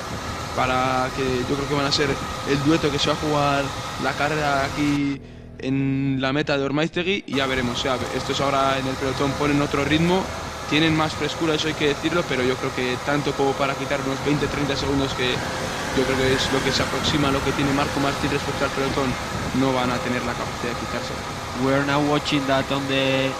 leadership of the race we have Marco Martín with a team member of Team Total Energies. Also we have seen that rider of Education First Ponto has connected with them, but Marco, on the moment that has seen that another rider was coming, he has attacked, he has strengthened the pace again and trying to select that front group, and he has gone just with the rider of Total Energy team. We now are expecting that the differences between the breakaway and the peloton are just around the 30 seconds, so we'll see if it's enough for them to be the first ones on the summit of Manduvia. Also, with the mountain jersey is on the game, as Marco Martín, we think that has been the first one on the Gabiri summit. If he wins on the Mandubi Pass, we guess that he will be the leader, probably the winner of the mountain jersey. And let's see what they are preparing for us. Ikusten dugu eguneko lehenengo sorpresa, Ander Otegi tropeleko azkeneko posetan sufritzen, Izan Cabanillas bere taldekideak nik uste animoak eman dizkiola tropel hortan mantentzeko, baina ikusten dugu ez zailtasuna ditu jarri duten abiadur hortan mantentzeko, eta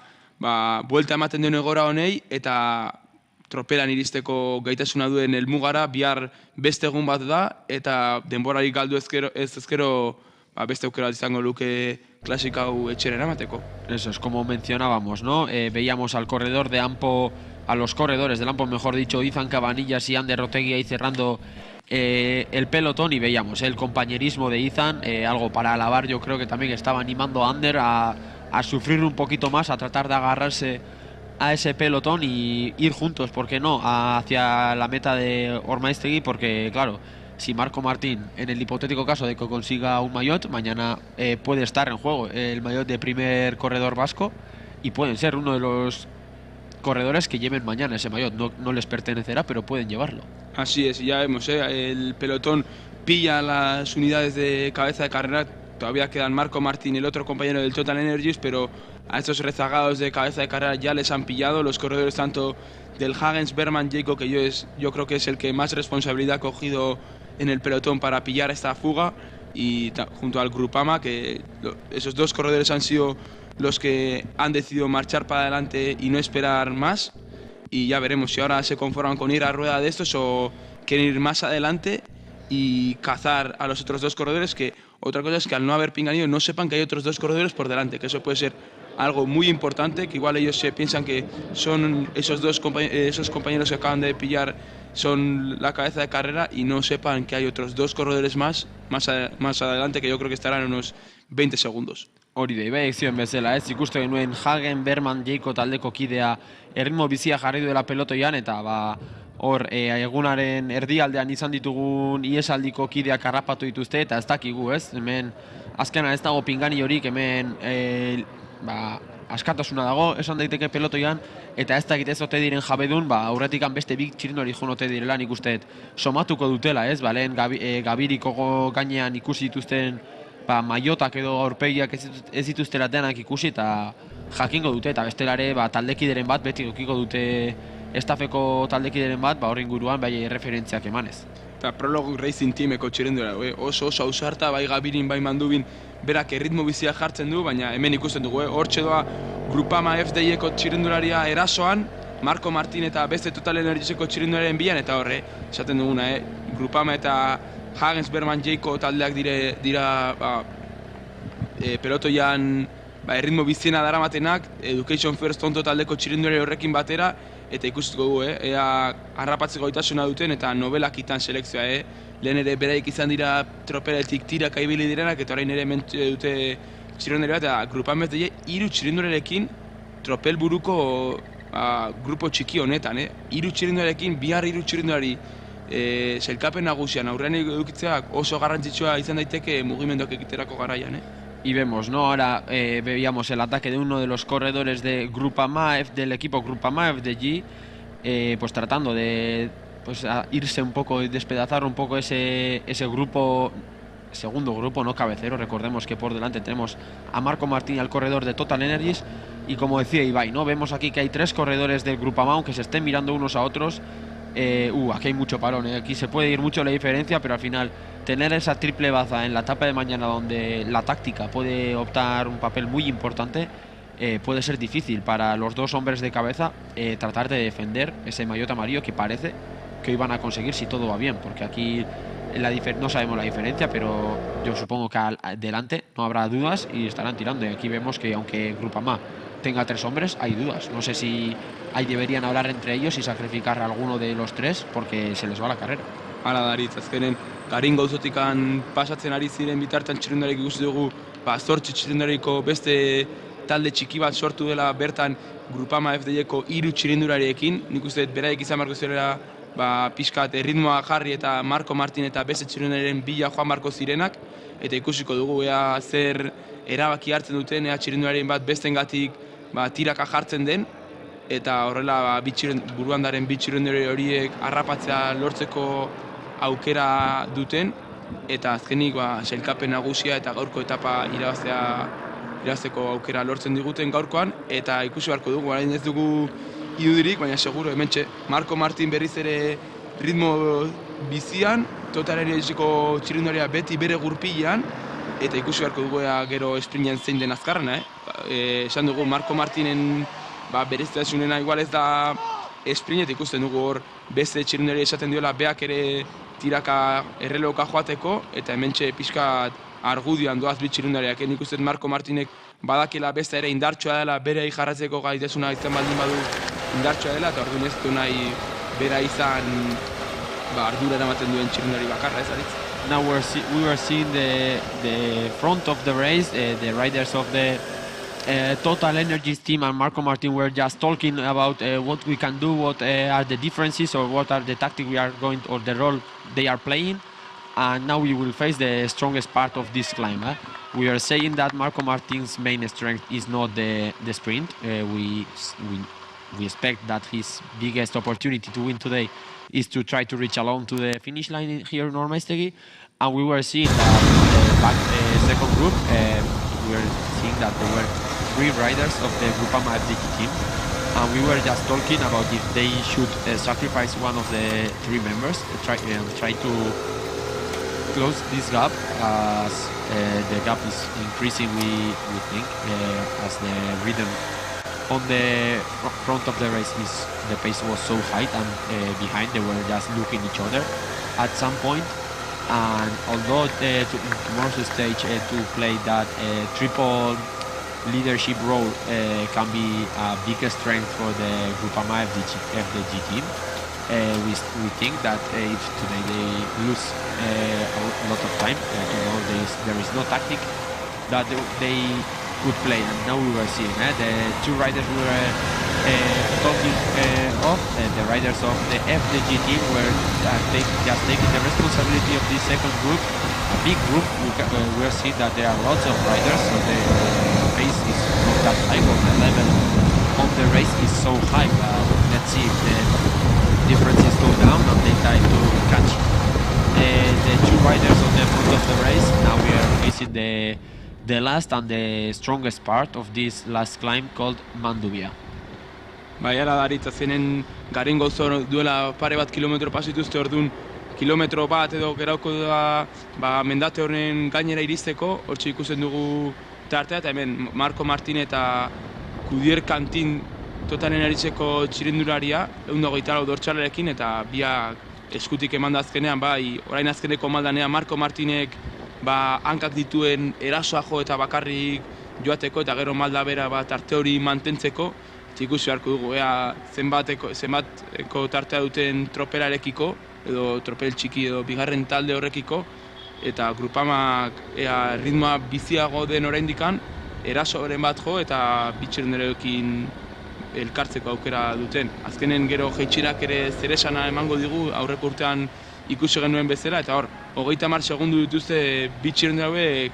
atzeko talderekiko. Nik uste ja garaipena hemen egongo dela, gero ikusi beharko dugu ea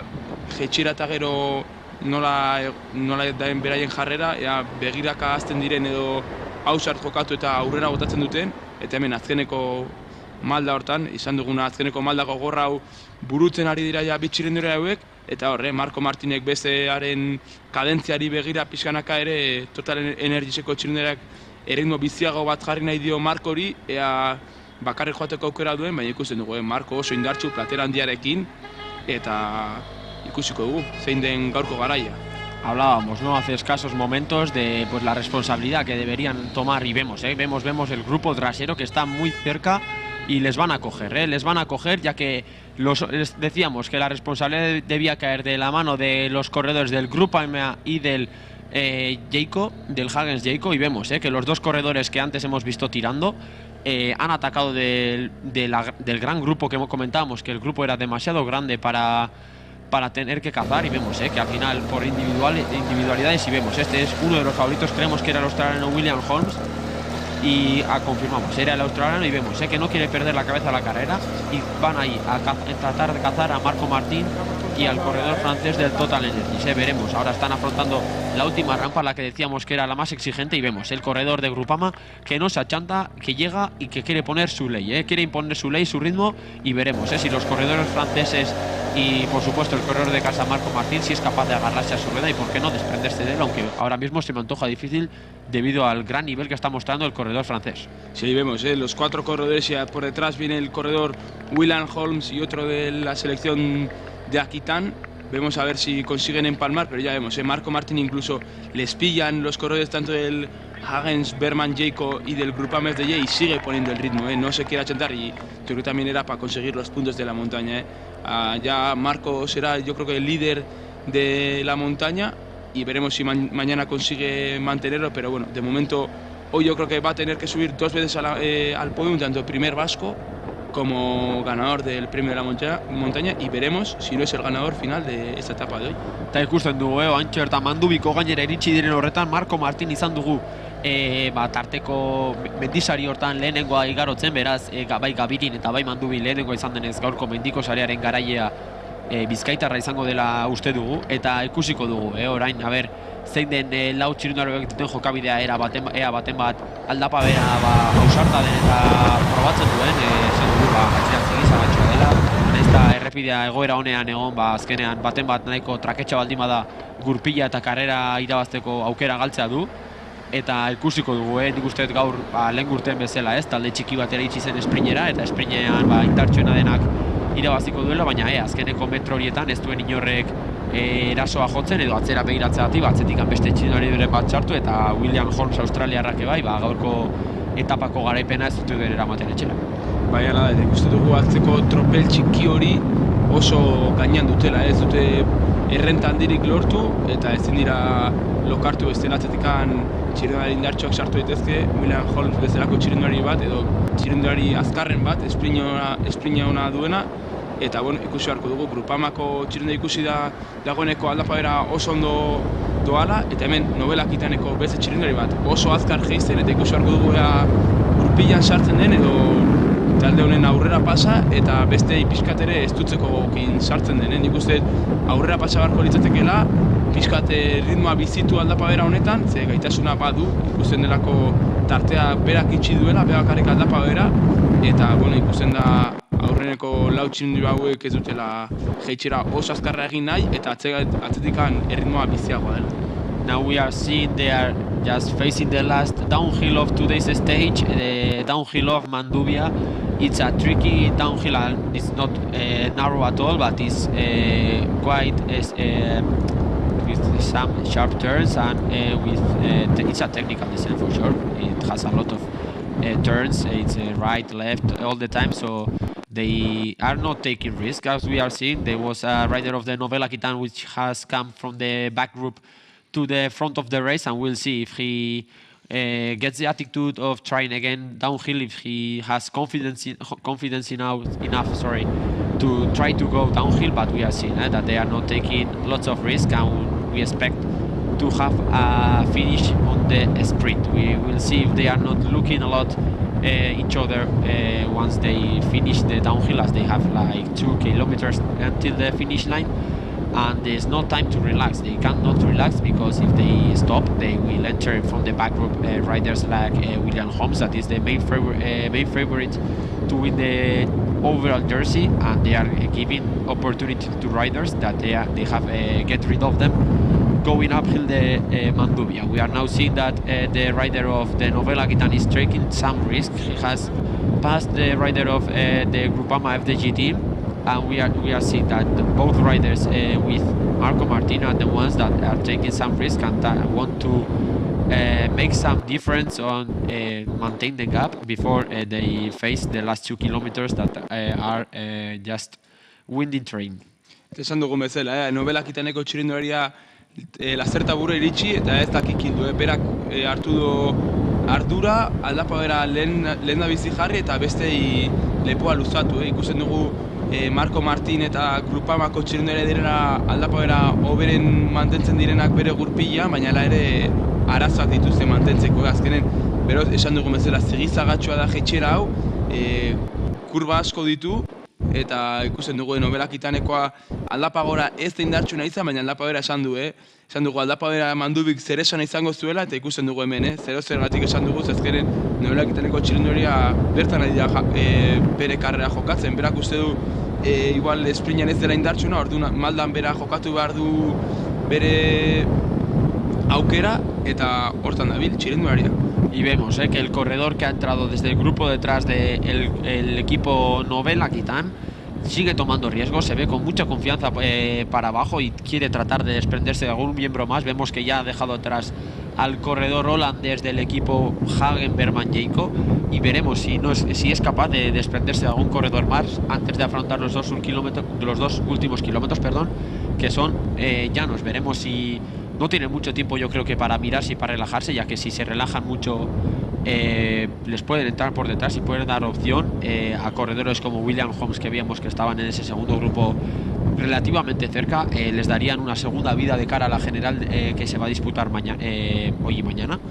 y veremos, ¿no?, dónde está la victoria de etapa, si está aquí, si se miran en exceso, si alguno de ellos trata de hacer un ataque tipo Cancellara, de esos que pegan a escasos metros de meta y evitan el sprint. Veremos cuál es la opción, pero creo que Marco Martín puede ser uno de los que intenten atacar en ese repechito final antes del sprint, porque es sabedor de que sus habilidades en el sprint, pues yo creo que viendo más o menos la corpulentidad que tiene, por ejemplo, el corredor holandés o que tiene el corredor francés, pues se ven con más tren inferior, y parece ser a simple vista que pueden ser corredores más potentes que él. Sí, Marco Martín ya ha demostrado que no es mal sprinter, pero yo creo que el corredor, por ejemplo, del Groupama se le ha visto con mucha chispa, con mucha velocidad, y vemos ya encarando ya hacia meta, les quedarán 1,5 kilómetros, así que ya veremos, a ver quién es el que coge la responsabilidad, si como has dicho tú, Arit, se empiezan a mirarse uno al otro, y eso sería mala señal porque les van a entrar los corredores por detrás, y yo creo que sería echar a perder toda la valentía y toda la fuerza que han demostrado en el alto tanto de Manduva como en el alto de Gaviria en el caso de Marco Martín, y ya vemos, siguen relevando entre ellos, así que eso es buena señal, buena coordinación, y como has dicho, a ver si en el repecho hay algún valiente que se atreve a atacar, y ya vemos, Marco Martín no quiere pasar el relevo, quiere mantenerse a rueda, y bueno, esto mala señal, porque a ver si alguno se va a enfadar y van a empezar a mirarse uno al otro, y entonces ya la coordinación se termina y es cuando das opción a los de atrás a entrar en el grupo. Pero bueno, ya vemos que Marco Martín no es muy rápido en el sprint, pero ya vimos en la clásica premundial que casi se la llevó al sprint, así que veremos qué hace ahora. Ahora creo que hay el cartel de a falta de 1 kilómetro, así que ya veremos, todos se miran las caras a ver quién tiene una cara, quién tiene mala cara, y es importante, la cara de póker, como se suele decir, de hacer como que vas mal, pero luego tener buenas piernas, y bueno, ya veremos si Marco es, yo creo que el que más ha gastado en un principio porque ha atacado de lejos, pero los demás también han tenido que hacer un esfuerzo mayor para quitarle esa ventaja, y ya veremos a ver quién es el que se le lleva, y nada, que ya entramos en el tramo final, Arit. Hori da, esaten genuen bezala, Marco Martín hortze bilen hemen ere ikusten dugu pelotoiko iesaldiko azken kidea dela, eta atzetikan, William Holmes australiarra, esaten genuen, itxoinezkero eta begira jarriezkero, txirrindulari australiarrari bigarren bizitzat emateko aukera zutela, eta bihar txirrindulari honek bai izan dezakela esangura asko, eta Tofauti Active Teameko bi taldekide ere sartzear daude, beraz, hauen erlaxazionek bihar edo sailkapen orokorrean, ea ez duen pasada txarren bat pasako, eta gaurko hortaz ez ote diren damutzen ikusten dugu. Danak elkarri begira daude, duda asko dago, ez du inorrek gramo bat berare gehiago gastatu nahi, eta ikusiko dugu, ea zein den sprintean indartsuena, hemen 500 metro faltako diren hontan ikusiko dugu, ea zein den Ormaiztegiko herrian azkarren, hemen ikusten dugu Marco Martín bai ez du buru hartu nahi, eta orain, ritmo pixka jartzen du, baina nik uste Laster kenduko dela, ze inork ez du sprinta beak botan nahian urrutitikan, eta ikusiko dugu, kamera finkoa ditugun honetan, ea zein den espina eramango duena. Eta hortxe, azkeneko tramo honetan tropela gertu dugula, baina boskote honek jokatuko du gaurko garaipena Ormaiztegiko herri honetan, eta bueno, hor ikusten dugu Groupamako txirrindularia aurreneko postu horietan Marco Martinek ere ez du burua galdu nahi, William Holmes eta Tofauti taldeko bi txirrindulariek ere esprinen sartu daitezke velozitate handigo batekin, eta hortxe da Total Energieseko txirrindularia, hemen kamera finkoekin ditugula, eta hor, Groupama eta Total Energieseko txirrindulari izango da garaipen. Hor, foto finish izango dugu gaurkoan, nik uste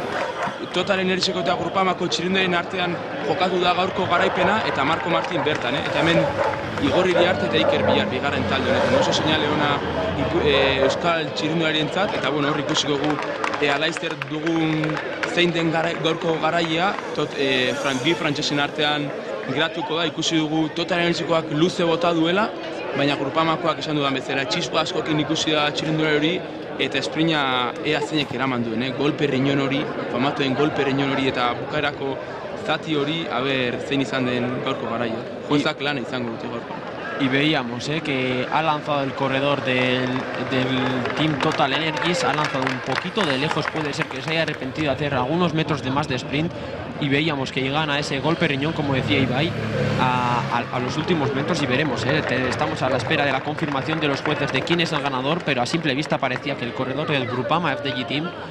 venía con más velocidad, y puede ser que en los últimos metros haya rebasado al corredor de Total Energies y sea el primer líder de esta clásica Guipúzcoa. Decíamos que aunque hayan perdido la carrera en varios momentos, los del Groupama FDJ tenían la triple baza que estaban jugando en la ascensión de Manduvia, y con el ataque final del corredor que creemos que ha podido ganar, veremos si no son los líderes, y veíamos que en el segundo grupo tenían otros dos miembros de ese equipo también de cara a la táctica que puedan jugar mañana. Veremos, hemos visto un equipo que ha sabido solventar al final la difícil situación que se les ha planteado en Gaviria, y han resolventado de la mejor manera, probablemente llevándose el maillot amarillo al equipo, y veremos el fuerte bloque que trae el equipo francés, si mañana es suficiente para tratar de defender ese posible liderato, que puede haber conseguido hoy el corredor francés al sprint. Sí, así es, ya vemos que esos dos corredores van a ser los favoritos para mañana y va a ser una guerra entre equipos, entre los dos equipos franceses, bloques importantes con equipos profesionales, tanto el Groupama como el Total Energies. Y sí, yo creo que al final del Total Energies ha sido más valiente, ha entrado en una fuga un poquito antes de empezar a subir Mandubia, y ha sido eso la clave que le ha dado para encabezar esta cabeza de carrera. Yo creo que es el ganador, pero a ver si nos dan pronto el ganador. Pero sí, yo creo que esos dos mañana ya veremos en las ventas de Astigarraga que se suben muchas veces, a ver quién es el más fuerte en esa subida, y luego a ver quién es el que se lleva la clasificación general en el barrio de Guía, en Donosti. Yes, we have just seen the sprint of this first stage of the Gipuzkoa Klasikoa. The sprint, we still don't know who was the winner. We are expecting the judges' decision of saying us the photo finish result. But we know that the winner is a French rider for sure, because they have just on the famous last push, we can see here again the replay, and it seems that the rider of the Groupama FDG team has been the winner, but I cannot say it with total security. And we have seen again here reaching the finish line, Kepa Ormazabal, probably one of the big names of today's, as he has been really protagonist on today's stage. And let's see again if a slow motion image can give us more information about the winner. I expect that is the Groupama FDG rider again, which has won the race. And on this second group, we can see that another two riders of the French team has get into the finish line. So we are saying that they were all the time just defensive. They were not being the attacking team. And although all that positioning or all that becoming of the stage, they have finished on the best way possible, with three riders on the first probably top 10 or top 15 maybe. So for tomorrow's stage, to have three riders on the about the 10 seconds, it seems that it's again the Groupama FDG rider, but we will wait until the judge decision. Eta hortxe dugu, foto finisha, ez dakigu guk ez dakigu esaten zein izan den gaurko garaia. Foto finish horrek ez digu balio, laizzer dugun epaimaiaren esanaia, eta esaten duguten zein den gaurko garaia, baina ikusten da, bi txirrindulari artean egon da, eta Azte Esprina eta Marko Martin azkenean laugarren. Aldapa bera geratu den Hagens Berman Jaiko taldeko txirrindulariak egoro horri buelta eman dio, eta azkenean hirugarrena sartu da gaurko helmugan. Gaurko lazerta momentu batez ematen zuen tropelari joan egin zaiola, baina ikusi da ez Grupamak konfiantza zuen beraien txirrindularengan, eta ikusiko da. Eta orain epaimaiaren erabakiari itxoiten garela iragarkitara joango gara momentu batean. Eso es, ahora que estamos a la espera de la confirmación oficial de quién ha sido el ganador de hoy, si el corredor de Groupama o de Total Energies, nos iremos a publicidad y esperemos que cuando hayamos vuelto tengamos ya el nombre del ganador.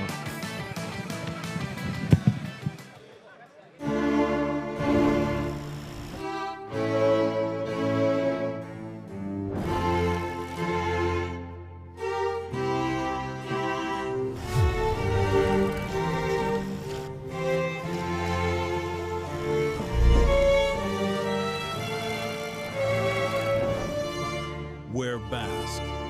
We are Basque.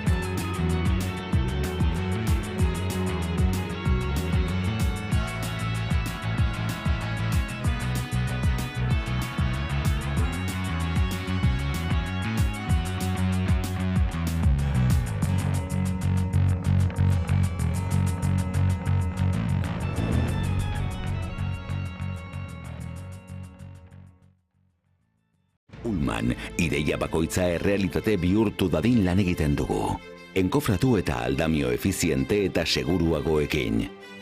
Proiektuei balioa ematen dioten zerbitzuekin.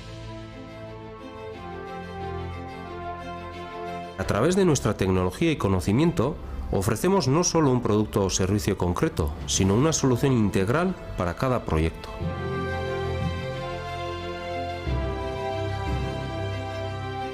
Materiala bezain garrantzitsua da, horren hornikuntza garaiz egitea. Horregatik, erabaki genuen munduko leku ezberdinetan zentro logistikoak irekitzea.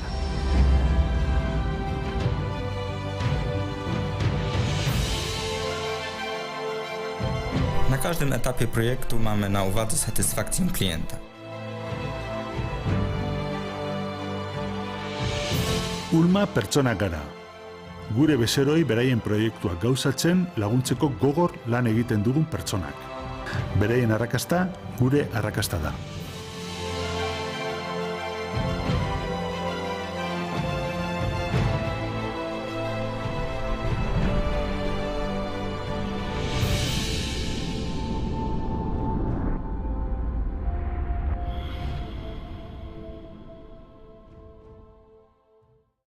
Goierri.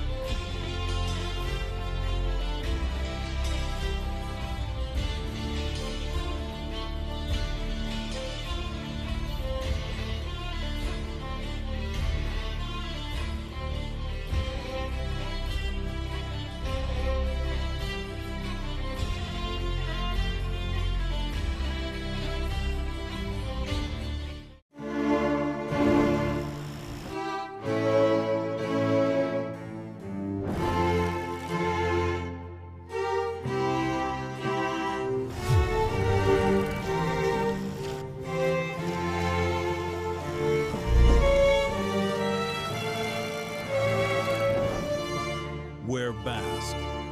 We are Basque.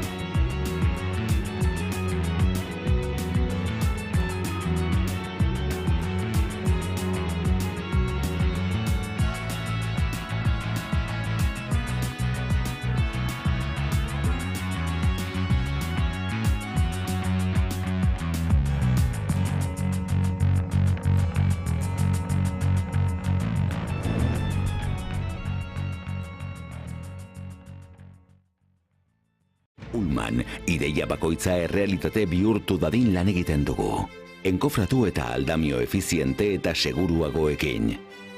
Proiektuei balioa ematen dioten zerbitzuekin. A través de nuestra tecnología y conocimiento, ofrecemos no solo un producto o servicio concreto, sino una solución integral para cada proyecto.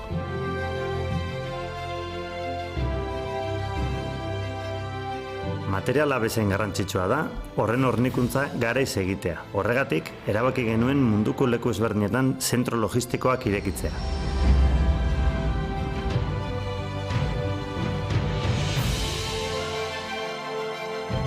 Na każdym etapie projektu mamy na uwadze satysfakcję klienta.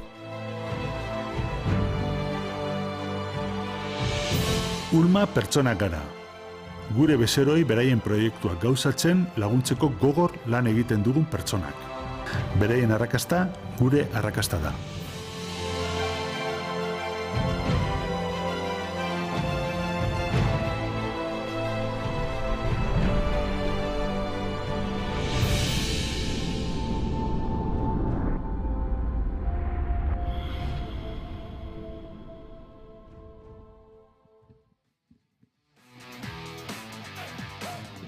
Después de esta pausa publicitaria, aquí vamos a tener ahora un pequeño resumen de lo que ha sido el día de hoy, con finalmente el ganador Baptiste Grégoire, el corredor del Groupama FDJ, el corredor francés, que ya hemos dicho al principio de la carrera que era uno de los grandes favoritos. Aquí vemos el sprint, el gran sprint entre él y Timothy Coudiren-Cantin, el corredor del Total Energies. Yo creo que era él, que vamos, vaya final nos han deparado al golpe riñón, que hasta para los jueces ha sido un trabajo difícil en el día de hoy. Bai, ez, esate genuen bezala, azkenen gaurko garaia, espero genuen bezala Baptiste Grégoire izan da, eta hasieran esan dugu gaurko favorito nagusienetako bat zela, eta hasierako irudiengatik ere beak zirudien irabazlea, eta beraz bera izango da elastiko horiaren jabea gaur, eta ea bihar defenditzeko aukerarik duen ikusi dugu, bigarren taldean ebai bere pare bat taldekidera ikusi dugula, beraz bloke oso indartsuarekin etorri da Fransei junior taldea, eta ikusiko dugu, bihar egian lidertza hori defenditzea duen. Eta bueno, hemen ditugu hasierako alegiko bideo honetan irudi horiek, hanpo taldea lasterketa buruan edo tropel buruan, hanpo taldeak oso laster da polita egin du gaurkoan Keparekin iesaldia bilatuz eta ondoren tarteko helmugak irabaziz, eta gero Ander Otegi eta Izan Kabaniasekin ere mandubiko maldan gora aurreneko postutan ibiliz, eta talde oso ona. Azken finen aurten txirrindulari oso ona dituzte, eta esan duguna egun guztian zehar oso ausartu ibili dira horrelako tropel batean, eta bueno, txalotzeko aberaien jarrea ere ez kikildu horrelako tropel internazional eta inbesteko mailako tropel batean, eta berek ere beraien tokia bilatu nahian, eta beraien maila erakutsi nahian beste guzti ere ez atzera bota, eta berek ere gu hemen gaude, gu ere ez gera makalak, eta guk ere badugu gure nivela onerako tropel batean defenditzeko. Yes, as we were saying before going to the pause of the publicity, the winner has been the French rider of the Groupama FDJ team, Baptiste Gregoire, Romain Gregoire, professional rider's brother. So we were expecting him to win, as we have said his name between the main favorites of today, the first stage in Ormaiztegi, and as we were saying before going to the publicity, we have just seen that on the second group there were another 2 riders of the Groupama FDJ team, so they have shown that it's a really strong team, and let's see if tomorrow they are capable to defend that yellow jersey. And also we have said that if they relax, they were giving a second opportunity to some riders, and that's the case of William Holmes. The Aussie rider has entered into the finish line in the first group, so it's on the same time as the leader, and let's see if tomorrow is again combative as last year, and if he's able to take that yellow jersey tomorrow in the street of Eguía. Sí, al final va a ser difícil también mantener ese liderato, aunque tiene un bloque muy fuerte el Groupama FDJ. Veremos si el Total Energies también qué propone para arrebatarle ese maillot de esa clasificación general final, y ya veremos. Yo creo que mañana es una etapa bastante más movida que la de hoy, que requiere más atención porque es muy ratonera, muchos pasos por Donostia, calles estrechas con peligro, siempre el peligro que supone pasar por esas calles estrechas, que el pelotón se estira mucho, muchos pasos por las ventas de Astigarraga, 3 pasos por un lado y 3 pasos por el otro, y finalmente el puerto de Basazábal, que va a ser el muro final, que va a poner cada uno en su sitio y va a deparar el ganador final. Yo creo que al final mañana también va a ser una carrera muy táctica, que va a suponer a los equipos muy activos en todo momento, con gran control, y veremos qué equipo es el que impone su ley y el que se lleva la clasificación general. También hay que tener en cuenta que el Tofauti al final ha metido a 2 corredores en el grupo principal junto a William Holmes también, que es otro corredor a tener en cuenta de cara a mañana, aunque hemos visto que hoy igual su equipo no ha sido el bloque más fuerte, pero ya veremos. El Tofauti también el año pasado nos dio que hablar en ese recorrido, así yo creo que mañana no van a esperar tanto y también van a querer mostrar su presencia. Esaten genuen bezala ez, azkenean irabazlea Baptiste Gregoire izan da, Romain Gregoire txinduari profesionalaren anai gazteena, eta ikusi dugu, lehenengo bi talde horretano Francesi taldeak 3 txirrindulari sartu dituela, eta beraz talde oso indartsoa duen aurren, esaten genuen azkenen begiratzeak arrisku bat zuela, eta kasu honetan, ibai esan duen bezala, Tofauti timeko 2 txirrindulari sartu dira lehenengo taldean, eta favorito nagusia den William Holmes bera australiara ere, lehenengo taldean ikusi dugu, orduan ikusiko dugu, talde oso indartsoa du, baina arerioi ere bigarren bizitza bat eman diete azkenen, gaur 2 kilometro horietan bata bestei begira ibiltzeagatik. Txeko txinoen artean, azpimarratzeko Marko Martínez gaur egin duen eguna, Gabirin izan duen bai jarrera eta bai indartasun hori erakusteagatik, eta bigarren talde hortan bai, Bilar eta Igor Iriarte bai, hor ikusi ditugu, beraz. Euskal txirrindularitzan bai, hortxe dagoela, eta horrelako lasterketa importante baten, ikusi dugula, ez deula desentonatzen, eta hortxe garela garaipenan bueltan. Irtirren esan dugu, azken finen ere ikusi nahi genituela gaur gure txirrindulariak, etxeko txirrindulariak, nola moldatzen zien horrelako tropel baten, eta ikusi dugu, une oro beraiek ere beraien burua erakutsiz eta hau sartokatuz, eta azken finen, hemen baitan lan egiten deula erakutsiz, eta hemengo maila ere erakutsi dute gaurkoan, bai Iker Bilar, bai Igor Iriarte, bai Beñat Sainz, Bibero San Antoneko txirrindularia iesaldian sartu dela, eta Mandubiko madetan geratu dela, eta gero baita hanpok taldeko txirrindulari ezberdinak, Ander Otegi, Izan, Kepa Ormazabale bai, eta orduan aipatzeko ere bertako taldeen jarrera. Sí, como comentábamos, ¿no? Al final el protagonismo que han tenido los corredores de casa, pues tanto Kepa Ormazábal consiguiendo el maillot de las metas volantes y y Marco Martín con el maillot de la montaña y estando en la disputa por la carrera, pues al final los corredores de casa también han tenido un gran protagonismo en el día de hoy. Veremos qué nos depara el día de mañana en la segunda etapa de esta Clásica Guipúzcoa 2024 en el barrio de Eguía. Y como hemos dicho, la carrera es muy diferente a la de hoy. Al final el de hoy es carrera pues más de un perfil escalador con varios puertos, encadenación de puertos, y mañana es más pues como una clásica, ¿no? Entonces pues el corredor tipo a ganar la etapa de mañana pues puede ser muy diferente al corredor tipo a ganar hoy. Entonces veremos pues cómo se defienden los hombres que hoy hemos visto en los primeros puestos mañana en la etapa ratonera y táctica de Eguía. Hemen dugu gaurko sari banaketa, hemen Hagens Berman Jaiko taldeko txirrindularia, Mandubiko maldan bera asko sufritu duena, da momentu batean geratu egin dela, baina gero hau zarkoakatu eta lautada txikerotan sartu da. Total Energieseko txirrindula ere, Marco Martinekin gehien aguantatu duena Mandubiko maldetan gora, eta azkenik orain igoko da gaurko garaia, Grupama FDI taldeko Baptiste Gregoire. Oso agian ez dirudi txirrindulari oso indartsua, baina erakutsi du aldapa gora ondo defenditzen dela, azkarra dela esprint ere, eta orduan biharko ibilbide batean ikuste oso ondo egokitzen dela, eta talde indartsu bat eukita ere bihar berari sailkapen nagusia aukentzea oso zaila izango dela. Eta hementxe dugu, hor igotzen da Baptiste Gregoire, sari banaketa hontan, eta uste esango nuke Ormaiztiko alkatearekin batera. Y vemos el podium de hoy, corredor neerlandés el tercero, corredor que veíamos que cuesta abajo le estaba costando seguir la rueda del corredor de Novelax Titanes, que es el que ha arriesgado un poco cuesta abajo, pero luego en los últimos 2 kilómetros ya nos ha empalmado y ha conseguido un meritorio tercer puesto. El corredor del Grupama Baptiste Gregoire, el ganador de hoy, y el segundo clasificado, que es el corredor del Total Energy Team, que se le ha escapado de la victoria en el golpe riñón por pocos metros a Timothy Kuden-Kanten, corredor de primer año, por lo que probablemente no, será el líder de primer año, pero veremos cuál es el maillot distintivo que lleva, porque hay unas prioridades que veremos a ver quién es el líder de la regularidad, que es el segundo maillot más importante de esta Clásica de Guipúzcoa. Sí, así es. Al final también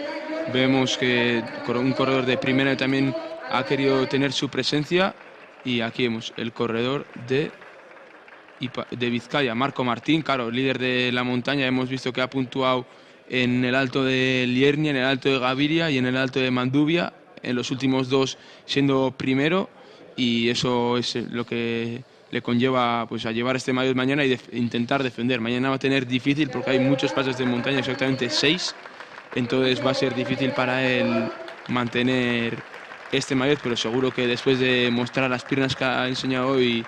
no será tarea fácil arrebatarle este maillot. Lo defenderá bien junto a su selección, que también se han dejado ver, junto a Kimetz Aramburu hoy al principio de carrera con esa pequeña fuga. Marco Martín también se ha dejado ver, y algún que otro corredor también que seguro que le ayudan mañana para llevarse este maillot a casa. Oantxe ikusten, nunez podiumeko kajoi altuenean Marco Martín gaurko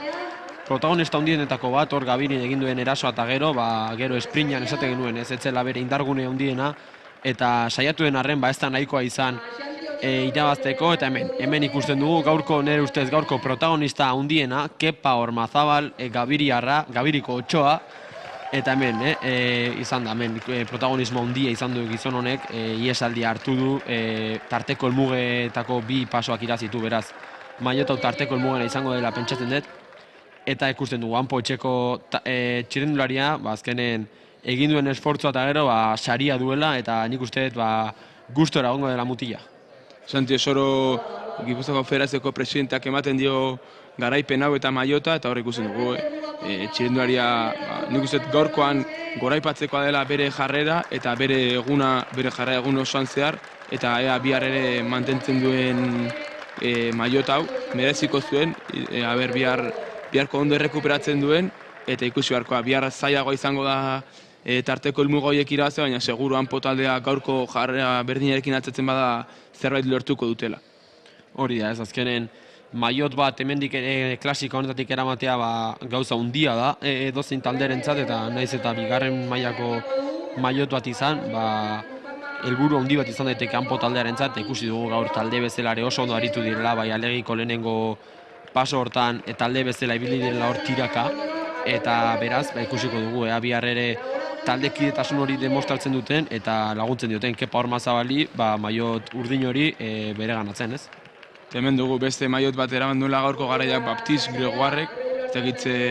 mez izangoen, baina seguro merezi duela eta gaurkoan indartsuna izan den azkenen momentu baten ematen zuen lasai egin zebilela, baina nik uste beak ere konfiantza zuela bere taldekideengan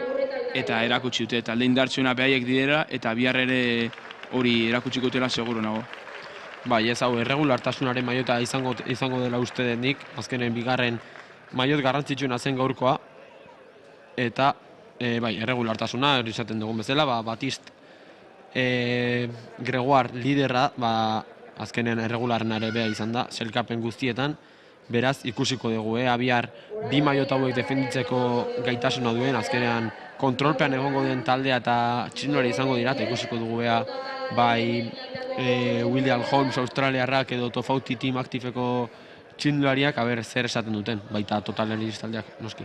Bai, bihar esan duguna, talde norgehiakoka ikusiko dugu, abertzen den indartsuena, gaur erakutsi grupama izan dela talderik indartsuena, ikusiko dugu bihar ibilbide horretara zein den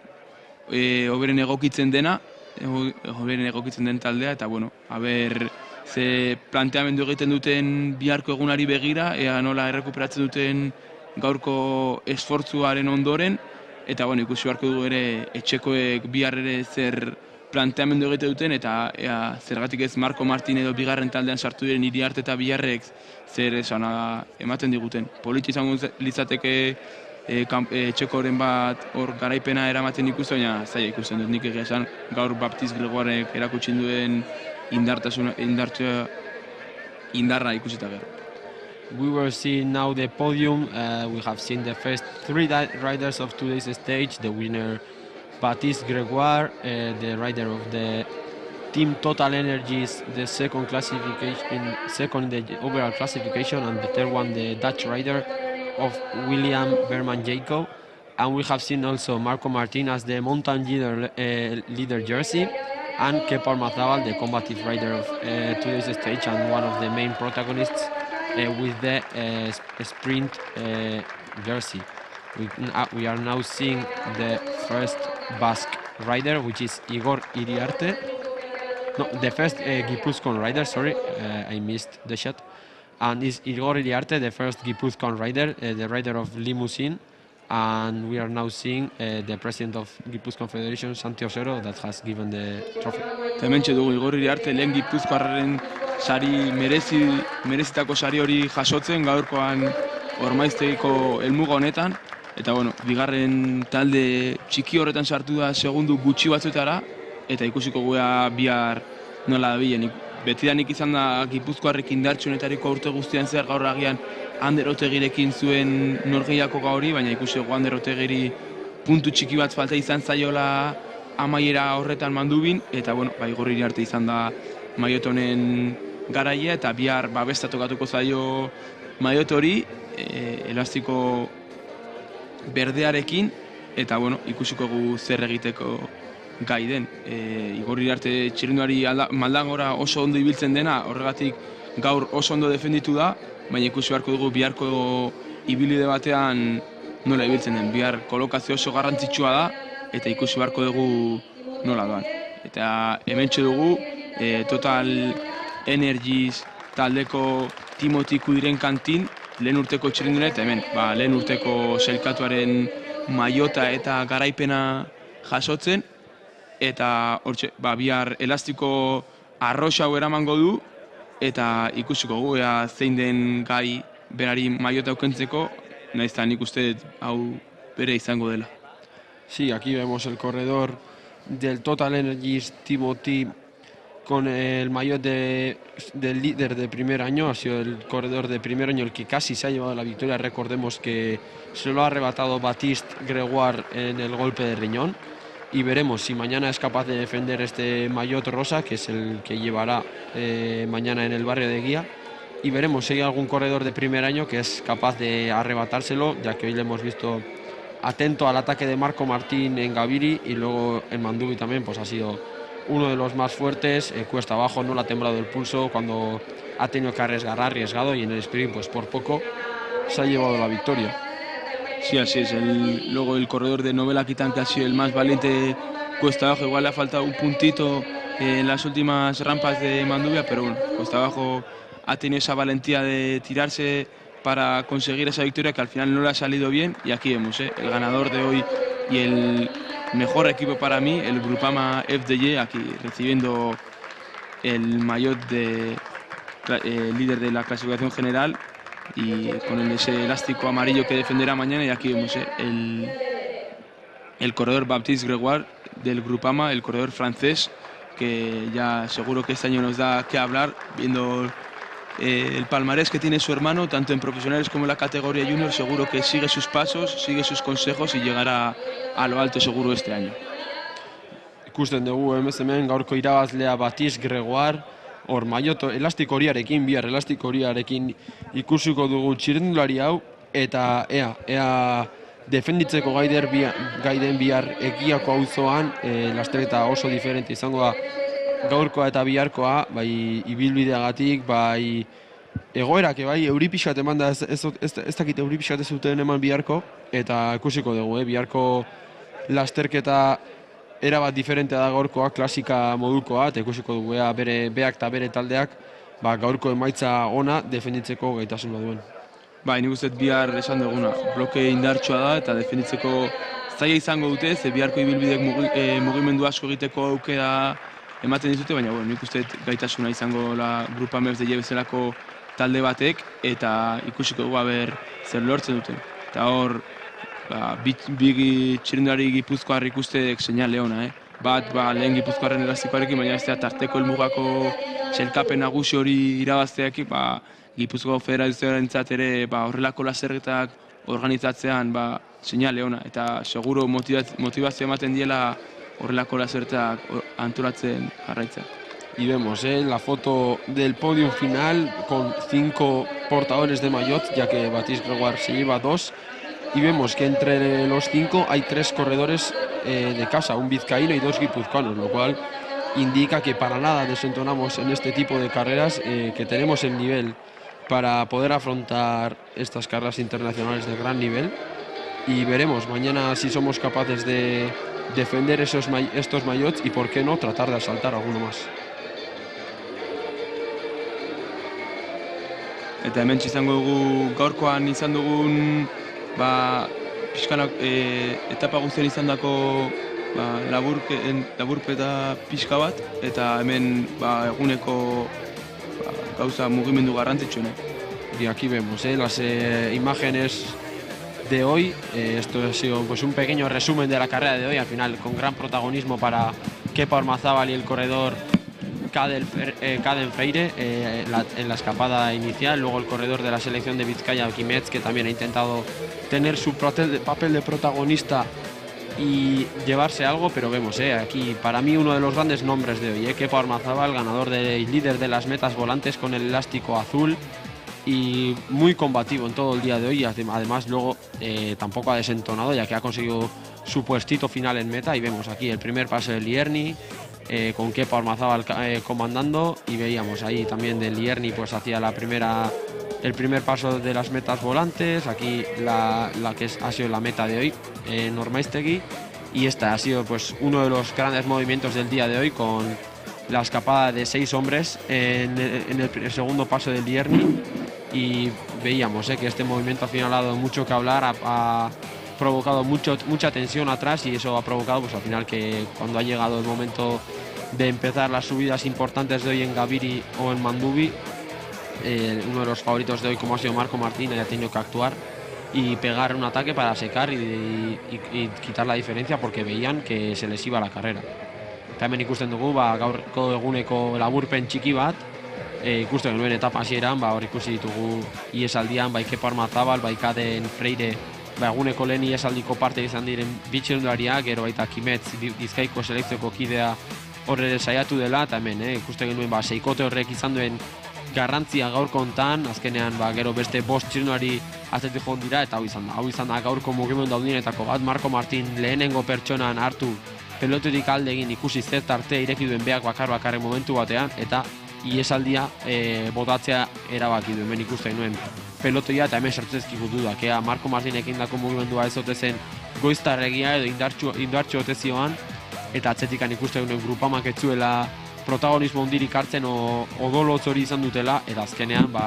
hemen bikotea, gaurko irabazleen artean ondian biak, batek ia irabazi du eta besteak mendiko saria eraman du, eta hemen ikusten genuen, azkenean laukote honek bat egin duenean, gero atzetikan nobelakitan neko txirrindularia sartu da, horrek ere izugarrizko abilezia erakutsi du aldapa bera, oso izugarrizko velozien jatsi du eta gero gaina lagok estutzea lortu du herberetarra atzean utziz, eta hemen gaur karreran jokoan egon den boskotea, eta ikusten genuen bezala begira jartzeatik, hemen favorito nagusitanetakoa den William Holmesei bigarren bizitza bat eman diote, eta honek lehenengo taldearekin bat egin duenez, gaur ez du denborarik galdu, eta bihar lehian dago oraindikan. Hala da, ikusten dugu azkeneko metroetan baito fautiko bitxirrenduriek eta William Holmes sartu dela lazerta buru horretan, eta, bueno, oain, Kepa Ormazabalekin elkarrizta bat egiteko aukera dugun, eta bere sentsazioak eta biharko egunerako ze pentsamendu duen azaltzen dugun. Eta, bueno, biharko ibilbidei dagokionez, esan duguna, azkenen oso ibilbide zigizagatxua, oso errepide estutan, eta zu esan duzuna, klasika moduko bat, eta, bueno, ikusi beharkoa baita gaur zeinek amaitu duen lasterreta zeinek ez, gaur amaitu ez dutenek bihar ez dute aukera izango parte hartzeko, eta orduan agian talderen batek ere zergatik ez parteiren bat galdu du, eta biharko aipatu dugun kontrol horretarako garrantzitsua izango da alik eta taldekide gehien izate. Comentábamos, ¿no?, que después de la etapa de hoy veremos mañana qué nos depara la carrera en el barrio de Eguía, un terreno totalmente diferente a lo que hemos tenido hoy. Es un terreno sinuoso y muy revirado. Al final es un perfil tipo clásica belga o francesa, podemos decir. Al final lo de hoy ha sido una carrera de escaladores puros, y mañana los protagonistas pueden ser totalmente diferentes a los de hoy, y veremos si los corredores que han logrado hoy un maillot distintivo logran defender, ya que los corredores que hoy no han conseguido llegar a línea de meta mañana no podrán salir, y veremos si algún equipo no ha quedado mermado por esas posibles bajas de no haber cruzado la línea de meta hoy en Ormaiztegui. Así es, tendremos que ver a ver si el Total Energies o el Grupama, los dos equipos que mañana se van a tener que jugársela todo entre ellos, a ver si han perdido algún refuerzo, pero yo no creo que hayan perdido, porque al final son bloques muy potentes, con corredores muy fuertes, y normalmente como para terminar ya estarán, y mañana cada uno tendrá su rol, su trabajo, y veremos a ver cómo gestionan ese equipo. Y el Tofauti también, que esa doble baza que hemos dicho, el Tofauti es el que mejor situado tiene a dos corredores, porque tiene al mismo tiempo que el ganador, entonces habrá que ver cómo gestiona tanto el líder, cómo llevar a esos dos corredores si se le escapa en un momento, y luego también al mismo Tofauti cómo mover esa doble baza, que puede ser importante, o puede ser de lejos o esperando los últimos metros y pegando ahí el ataque decisivo. Esaten genuen bezala, azkenan biharko ibilbide ezberdin horrek taktikoki aukera asko ematen ditu, eta hemen bai Grupama FDJ taldeak dituen 3 txirrindulariak edo Tofauti Team Activek dituen biak, azkenean zeresan handia izan dezakete, batekin erasoa jo eta beste hori gorde eta bukaeran errematatzen saiatuz. Hor ikusi dugu baita Grupama beak defenditzeko bloke oso potente izan duela, lehenengo bi taldetan 3 txirrindulari sartu dituelako, baina ikusiko dugu bihar ere urduritasun nago da, tentsioa, errepideak ere eta tentsio gehiago ematen du, eta ikusiko dugu odolotz hori dauketen eta lidergo guztiak defenditzeko gaitasuna duten taldekideek. Marko Martineke hor bihar ditugun 7 kota horietan mendiko saria defenditzeko gaitasuna den, eta gehien bat Kepa Ormazabaleke bihar lan asko izango du elastiko urdin hori defenditzen saiatzeko. Orduan ikusiko dugu gaitasuna dagoen, bihar gaurko egun gogorra eta gero errekuperatu, eta bihar beste estutu bat eman, eta sailkapenari buelta matean. Eta zeratik ez, gaur mugitu diren taldeak ere, bihar zein tentziorekin atatzen diren, iesaldi hori ere gaur bezain garesti dagoen, eta ikusiko dugu, bihar zeinek nahi duen iesaldi hori bilatu zeinek ez, o zeinek nahiago duen azken metrotara iritsi sprint horren bila, naiz eta azkeneko urtean ikusi dugu bai, egiako ibilbide horrek urrutiko mugimenduak egiteko aukera ematen duela, eta azkeneko metrotan oso talde txiki bat iristen dela normalean esprintean jokatzeko garaipena. Eta ikusi beharko du baita garaipenaz gain, sailkapen orokorra. Bi borroka desberdin izan daitezke, atzekoek norgehiagoka behien artean sailkapen nagusi horregatik, eta gero iesaldi bat egiteko kasuan egun bertako garaipena. Como comentaba Ibai, ¿no? Mañana al final vamos a tener dos escenarios, que puede ser uno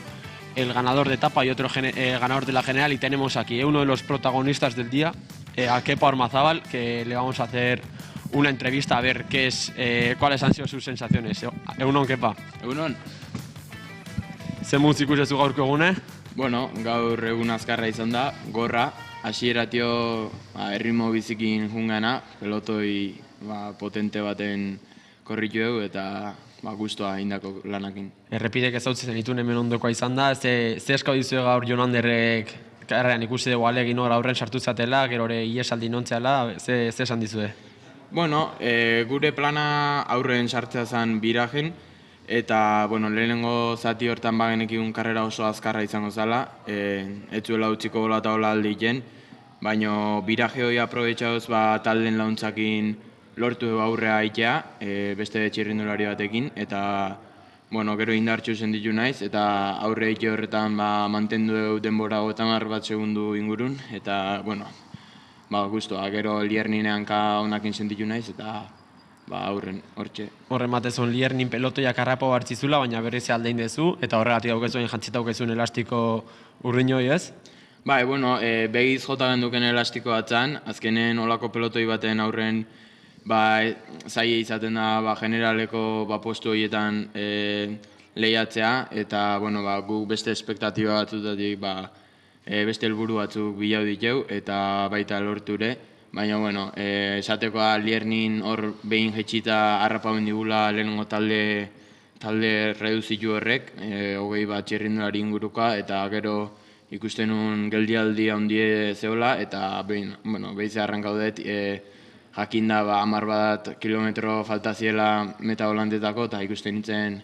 hanka honakin, aguantatzeko asmoz pulsoa, eta lortu dugu eta oso guztua. Hanka hona baiz, esprino urrutitik bota ez dut, alare inoretzeizu paren jarrirein. Hoi bigarren itzulin, sufrituet hor repetxon, baina gero pixkat jokau dugu estrategia pixkat izan da nekautan neola bezala pixkat eitea, eta gero esprine jodeunen ez zuen espero, eta aurren ondo. Eta biharko ze espektatibok ez maiot hori defenditzaz, biharko karrea zaila izango gaur desgaste asko eukiezu, taldeare ondo ikusi dugu gaur, bihar suposatze taldek lagunduko izula elastiko hori urdina mantentzen ez? Taldeek kiston lan egin dugu gaur, bai individualki eta kolektiboki, eta bihar helburue lehenik eta behin bukatzea izangoa, lasterketa gorra izatea, klasika izena dauken bezalaxe, klasiko baten antzekoa izatea, oso gora beratxue, naiz eta ez izan oso igoera luzek, eta ibilbidea oso teknikoa esango genuke, eta taldeen aliketa egin alauntzea, eta nire maiota hau mantentzea da gure helburue, eta lortzen duen. Hor ikusitu bai Izan eta Ander azkeneko portun lehenengo talde hortan, bihar ordun esatezunagatik zure laguntzea jongo dia behien postua mantentzea baino? Ez dakit, hoi lehenengo talden hitz egiteko asuntu bat izango da, nola planteauko ez dakitu handio seguru, baina bi baza horiek dauzkeula eta horiekin jokauko deula seguro, eta ez deula utziko hola eta hola maiota hau aldeiken, eta alik eta gehien asaioko gala mantentzeko. Hoxe, animo bihar, rekuperau, eta elastiko urdin hori berriz egabir eramatezun bihar. Vale, eskerrik asko. Eskerrik asko, Kepa. Y ahora vamos aquí con Kepa Ormazábal, ganador de las metas volante y gran protagonista del día de hoy, nos decía, ¿no?, que el equipo AMPO ha hecho una gran labor individual y colectiva, que subrayaba la labor de sus compañeros, y que mañana, que la Guipúzcoa Clásica tiene nombre clásica y la etapa de mañana es una clásica, como decía él, y que tiene a total disposición sus compañeros para que puedan ayudarle a llevarse este maillot azul a casa. Vale, eta honekin ja gaurko eguna bukatutzat emango dugu. Eskerrik asko entzuten nondian guzti eta gaurko etapa